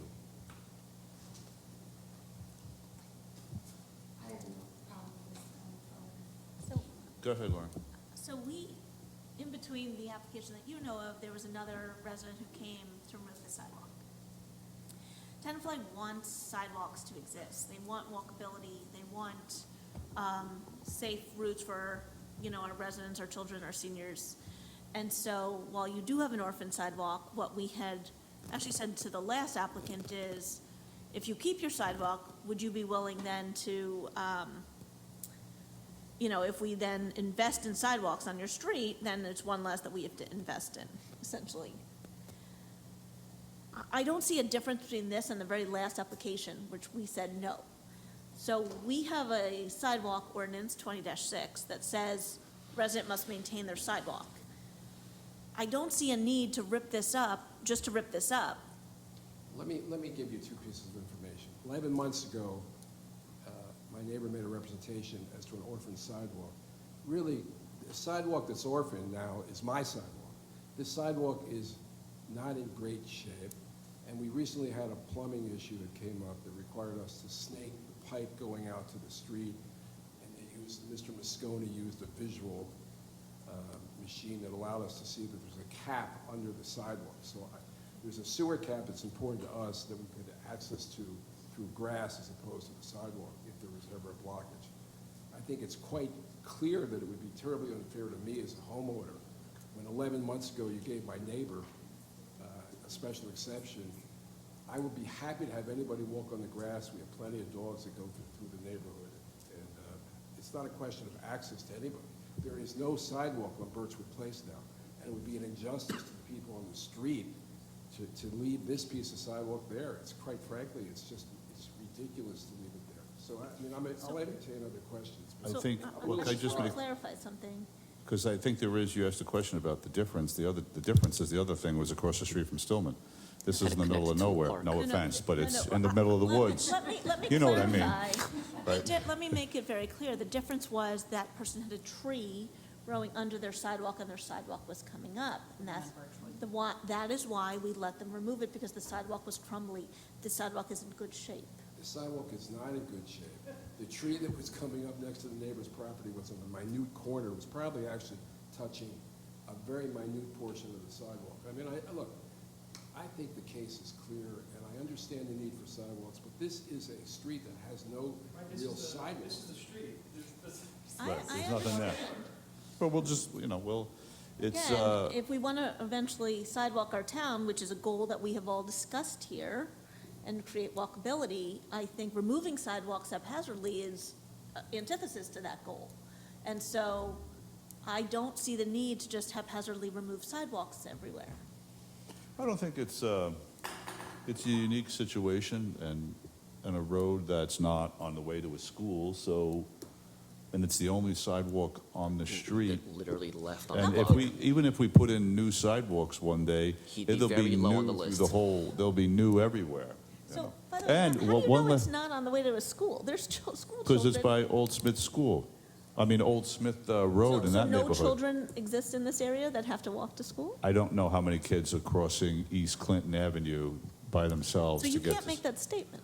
Yeah, I can, compared to the school, the streets around the Stillman School, it's a completely different neighborhood in terms of accessibility and walkability and how far you are from things. Go ahead, Jeff, I'm sorry, I'm rambling too much. That's okay. I just want to say that this actually could end up, if we do sidewalk the whole town, be a cost savings, because they'd have to rip up. They won't Correct. be able to, they don't do it piecemeal and unmatched, so then we'd have the extra cost of having to rip this up later. So I think Mr. Album is, All right. doing us a favor. Let's call the question. All right, so the question's on the floor, Omar, about a yes vote is to remove the sidewalk, a no is to have the sidewalk remain. Yes. Okay. Councilmember Dayton? No. Councilmember Grossman? Yes. Councilmember Menon? Yes. Councilmember Michaels? Yes. Councilmember Dr. O'Connor? Yes. Councilmember Park? Yes. Okay. Thank you, sir. Sounds like And you're all remove your set. sidewalk. All right, so is there an official notice that goes, or how does this work? What's the process so that everything is? So, yeah, so you had to resubmit your application with the, so I can submit it to the building department. I would let the building department know that the application was approved by the mayor and council, and then you had to provide my office with a fee of $10 to do a curb cut or removal of a sidewalk. Fine, so the application's already been submitted. Yes. So you need a resubmission? Resubmission. Okay, thank you. You're welcome. Thank you. Okay, next we have the, By the way, now every single person who has a sidewalk is going to come in and ask to remove their sidewalk. And we'll say well, no. it's an open sidewalk. We'll Okay, say no. so In good shape. let's, but think about this, we're gonna have more green space, Yeah. I thought we talked all. less concrete, more green. Okay, who has questions about the consent agenda resolutions 296 through 315, please? 296 through 315. Any questions? Okay. Could I get a motion to approve Resolution R23-296 through Resolution R23-315? So moved. Do I have a second? Second. Omar, could you please call the roll? Councilmember Dayton? Yes. Councilmember Grossman? Yes. Councilmember Menon? Yes. Councilmember Michaels? Yes. Councilmember Dr. O'Connor? Yes. Councilmember Park? Yes.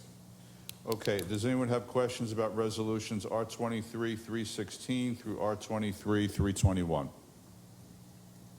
You have a question? Just to a statement? clarify, just for Resolution 321 for the library roof, that is the base bid plus the two alternate bids. Yes. And the flat. Yep, the two flat the, roofs, and then Andy will get a quote for a change order. For the change order. That would Okay. be if, and then consider that a next meeting. Okay. Any questions?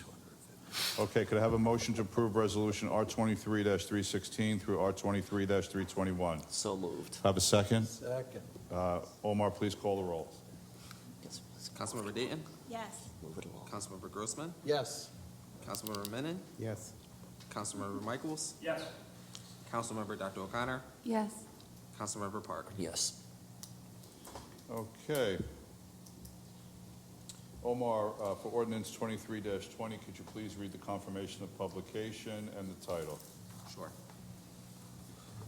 Ordinance number 23-20, it was published in the Friday, July 21st edition of the Record, is an ordinance to amend section 3.3, fees for inspection of chapter 10, building and housing of the revised general ordinances of the Borough of Tenafly, 2004.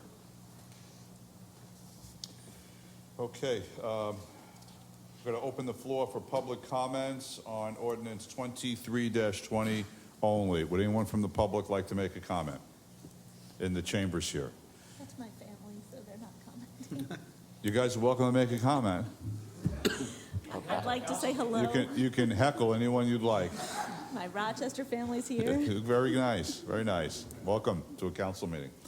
Are there any members of the public on Zoom who would like to comment? Omar, do you see any hands? See no hands, Mayor. Okay. Councilwoman Dayton, would you like to make a motion on this? I move to pass. I don't have it in front of me. Yeah, then give it back. I move to pass and adopt on second and final reading ordinance 23-20, and that notice of same shall be published according to law.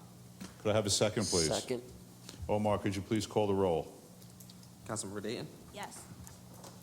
Councilmember Grossman? Yes. Councilmember Menon? Yes. Councilmember Michaels? Yes. Councilmember Dr. O'Connor? Yes. Councilmember Park? Yes. Okay, moving on to supplement 2321, supplemental bond office ordinance 22-10.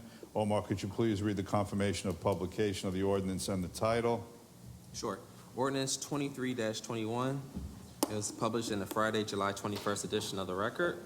It's a bond ordinance supplementing sections 3B and 3G of bond ordinance 22-10, finally adopted on May 24th, 2022, providing for various capital improvements by the Borough of Tenafly by appropriating an additional $475,000, therefore, and authorizing the issuance of an additional $452,000 in bonds or notes of the borough to finance the cost thereof. Okay, I'd like to open the floor for any public comments on this ordinance 23-21 only, please. Anyone in the chambers here that would like to speak? Is there anyone out on Zoom that would like to comment on this ordinance? See no hands, Mayor. You see no hands, so we're going to close public comment. Councilman Menon, would you like to make a motion, please? Sure. I move to pass and adopt on second and final reading ordinance 23-21, and that notice of same shall be published according to law. Could I have a second, please? Second. Omar, could you please conduct the roll call? Councilmember Dayton? She stepped away from the dais. You said to say yes. I don't think it works. It doesn't work that way, does it? No, it does not. She stepped away. She's back. On that, Okay, it's your turn to say. Councilmember Dayton? on 23-21? Yes. Yes. Councilmember Grossman? Yes. Councilmember Menon? Yes. Councilmember Michaels? Yes. Councilmember Dr. O'Connor? Yes. Councilmember Park? Yes. Okay, thank you, everyone. Anyone have any old business? Anything for the good of the order? Yes. Go ahead. I would like to create a overlay for a historic district on Washington and Railroad on the T. That is our major commercial district. So the historic district, we have overlays in certain residential areas. The historic district does not require a building to be historical, but what it does is it allows for oversight and an opinion from the HPC, which typically asks for natural materials. It helps develop the look and feel. It doesn't necessarily have to be old. It can be a brand new building, maybe with beautiful brick or limestone instead of steel or stucco. A historical district also allows us, as a community, to apply for grants in our downtown. It can also work for the businesses to have a sense of identity. It will help to preserve some of the things that, we might want, such as some of the historical elements in the community, as well as attracting new businesses to the community. So some of the major towns that are the top walkability towns in New Jersey, which then translate into commercial sales and businesses, have a historical overlay. They preserve what they can. Again, anything that has already been before the planning board will be grandfathered, because this would happen after the fact. But in the applications that I sat in for the planning board, such as the movie theater and the building that will become Lazzaro's, the HPC had to be requested to have a say. For example, the movie theater building initially had a look and feel of very industrial steel. And then the HPC, I requested the HPC to come and look, and so did the planning board, so did Jeff. And the look and feel changed to be more coherent and consistent with being behind our beautiful historical train station, which will then be the Elizabeth Cady Stanton train station. I will say that a historical overlay is not a difficult thing to do. We essentially decide as a council it's something we want to help develop our commercial district. It then goes to the planning board as an overlay in the historical. It gets reviewed by the HPC for the, what does the HPC do with it? Appropriateness. But I do think as we continue to develop and continue to want to attract and continue to want walkability and commercial businesses to come here, having something like this is an attraction, not a deterrent. And so that is what I'd like to consider. I'd like to know if you'd like to move forward on, would it be an ordinance or resolution, Wendy? To Would this have to go create, to Historic Commission to determine? well, I think we vote first and then they create it, the details. I don't know, Wendy, go ahead. I don't know. So, I'm trying to pull up your historic commission's Overlay. ordinance, but. Well, it's Well, under no, the no, planning board. Understand, but there What still kind of- has to be a historical tie for there to be a historic district, whether We it's have them. because an event happened there. We have lots of or- them. Well, I understand, but it's gotta be for the surveyed area, so. We have lots of them. We have, not only do we have our Elizabeth Cady train station, we have history in the streets. We had an incredible presentation by the HPC many years ago to request, this has actually been requested twice. It was requested long before us to create a historical district, and the HPC did a yeoman's amount of work to demonstrate it. And then it wasn't a district, but they requested 4 buildings to be designated historic, and the HPC did an incredible amount of work with Karen Noose and Kevin Tremble and the whole team to present the history of Tenafly as it is downtown. So I think we absolutely have the history. It's just whether we want that extra level of look and feel, of character, of natural materials, of appropriateness. What this would prevent is something that is a stark contrast, but it doesn't prevent something that's brand new. And that's where I think the confusion comes. It can be a gorgeously done, brand new building with whatever amount of floors the planning board wants or whatever amount of distance and height and everything. But what it won't do is be some ultra outlandish, not appropriate look and feel. So are you really talking about historic district or really kind of architectural review, architectural standards? I'm not just talking about architectural. That comes with it, but I want the lighting that we have is historic. The sidewalks need to get redone. The streetscapes, the signage, the wayfinding, all of that comes into the overlay. So we have overlays already, and I would like the council to consider an overlay in our downtown.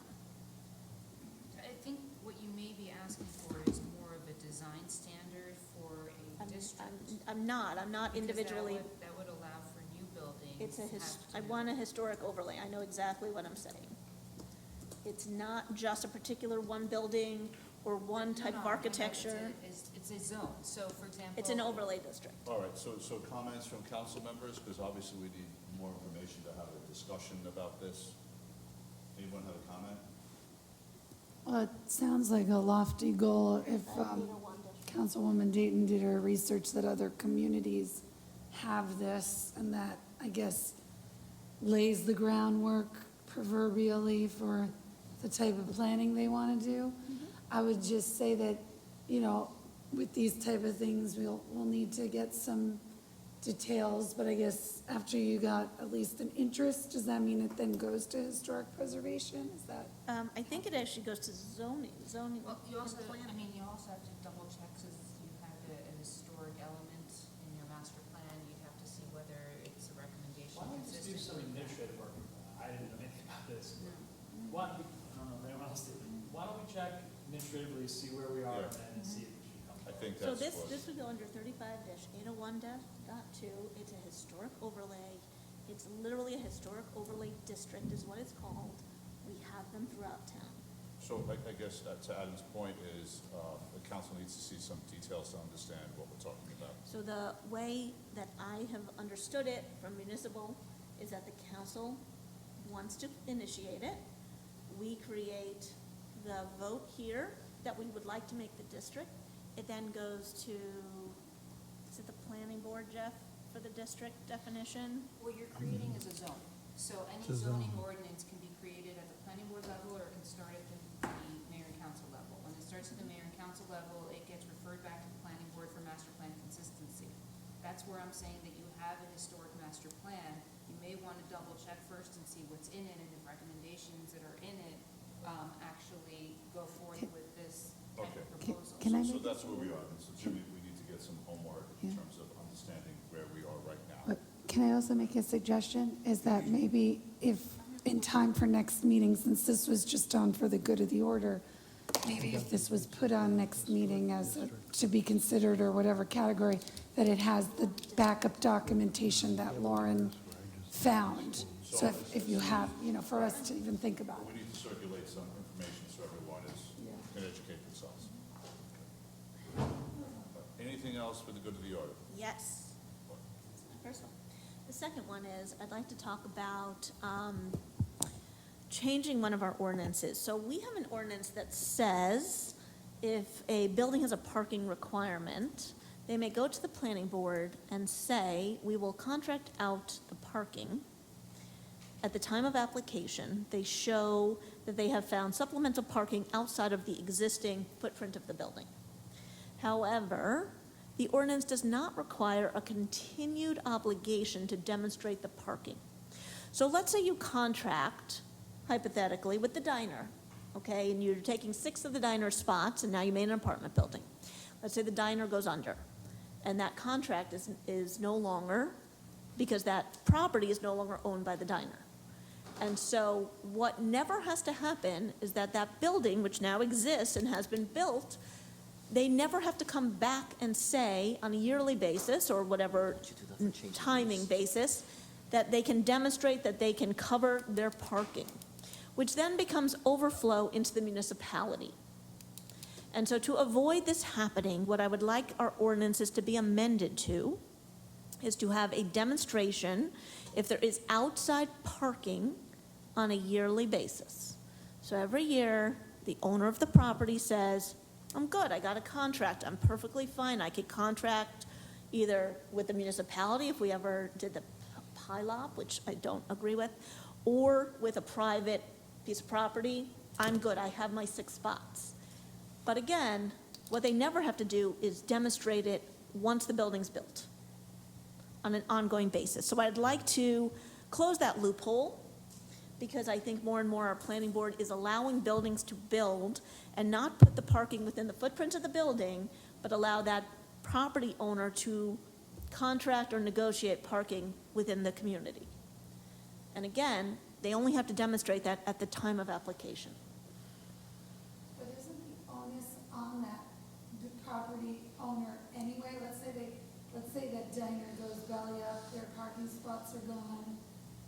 Well, it's not like we're allowing them to park, on the street in front of their building, I mean, isn't it? Lauren's saying there's no enforcement. Well, not only there's no enforcement, there's no legal requirement. No, you can't build Correct. it without this. So you Right. can build it at the time of application and demonstrate the parking. But in the hypothetical situation where the diner hopefully never, ever, ever closes, but if the Tenafly diner ever closed and someone had contracted for its parking, those residents or whoever lives within those apartments, until they recontract or find, they have to figure out parking, or the building owner says, not my problem, go figure it out.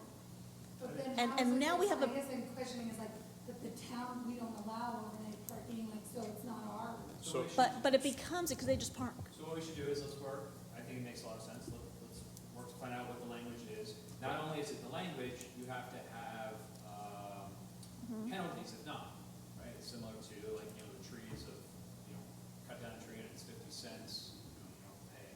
This one would have to be, make sure that there's a penalty for in year 2 not having that parking, they're gonna need to get fined or. Holding or changing your And again, we're not taking the building down. These residents will exist within that building. They have to be somewhere. They now have a car that had a spot, no longer does. What I don't want going forward is for our community to have to absorb that in some way. I guess that's I see it from almost like a consumer protection, I got you, but I wasn't going to the next step, like, as a town, I'm not absorbing that. Like, I'm not allowing you to park. so right, so it's basically extending the obligation beyond the 5 years. Correct. I want it to be for the existence of the building. The building exists. If they don't have the parking internally in their footprint, they must demonstrate yearly. It's like a license. Like a parking permit. Exactly. Has to get renewed. That's right. Okay. If you don't mind, I'm having trouble finding on the fly, I'm not You want me aware to of know? these things. So if you just could send me the ordinance that's in question, I can provide recommendations to the Okay. council. All right, Okay. good. I So have you'll do that. that, Lauren. Okay.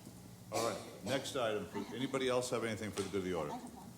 You have another one? I have a list. Go I'm ahead. gonna try to get through them before December, guys. Go ahead. Again, the cosmetology, so we have nail salons, they are not under any inspection requirement. The cosmetologists individually need to be licensed, but nobody inspects the salons. And so our health inspector years ago, and Julie, maybe you want to follow up with Ruby, I know we discussed this, wanted the ability to inspect the health and safety of the salons. I'm pretty sure that's not true. There's not a state or Yeah, no, county. That's a that's state. already, that's That's- already yeah. required. Not Yeah, for our that- health inspector. That's not Our true. health- Yes, it is. Our health inspector asked me for this specifically because other communities passed it. There's a licensing requirement For the individual. for the business. There's a business licensing requirement that requires her to inspect it. No, she can only go into food establishments. No. That's not true. That Okay, can't be let's true. take it offline. Yeah, Yeah. that's an offline then. if you Hi, don't- Julie, would you follow up with Ruby? Yeah. Because that was a big discussion when I was on the Board of Health. All right, anything else for the good of the order? It's not true. It is. It can't be. It is true. Anybody have anything else for the good of the order? Gonna move on. I'll do them a little bit Okay. each meeting. And stuff. Upcoming meetings, ordinance amending Davis Johnson Park fees. Yes, Mayor, so this is looking at the fees for, that haven't been updated in probably over 20 years for both the use of the gazebo as well as the garden room. So there'll be an ordinance, it's just being reviewed and vetted through the Department of Public Works, which is who issues the permits for that use. Okay, all right, thank you. In the interest of time, because we have a closed session, it's after 10 o'clock, I'm gonna recommend we skip our committee reports till next meeting and mayor's Second. remarks. One thing I do, just because I need an Go answer ahead. from the county. So, just we have, one of our residents mentioned Oktoberfest, one of 3 events that we'll be having this year on Saturday, October 14th. The planning committee, one of the ideas for charity, they wanted to do a bit of a, I like the idea of a donkey booth, but they wanted to do a sort of a pie throw. At And us? So this would be for charity, and the idea was to have the mayor and council on that pie booth, for lack of a better word. So obviously, I volunteered for that, why not? But I wanted to see if my fellow council people wanted for charity,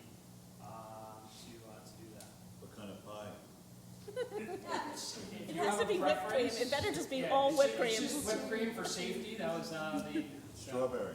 So, am I good that we have everyone on the council, What day is raise this? money? What day is this? Saturday, October 14th. Good? Anybody? I'm in. Is there another option? Not for charity, it's not.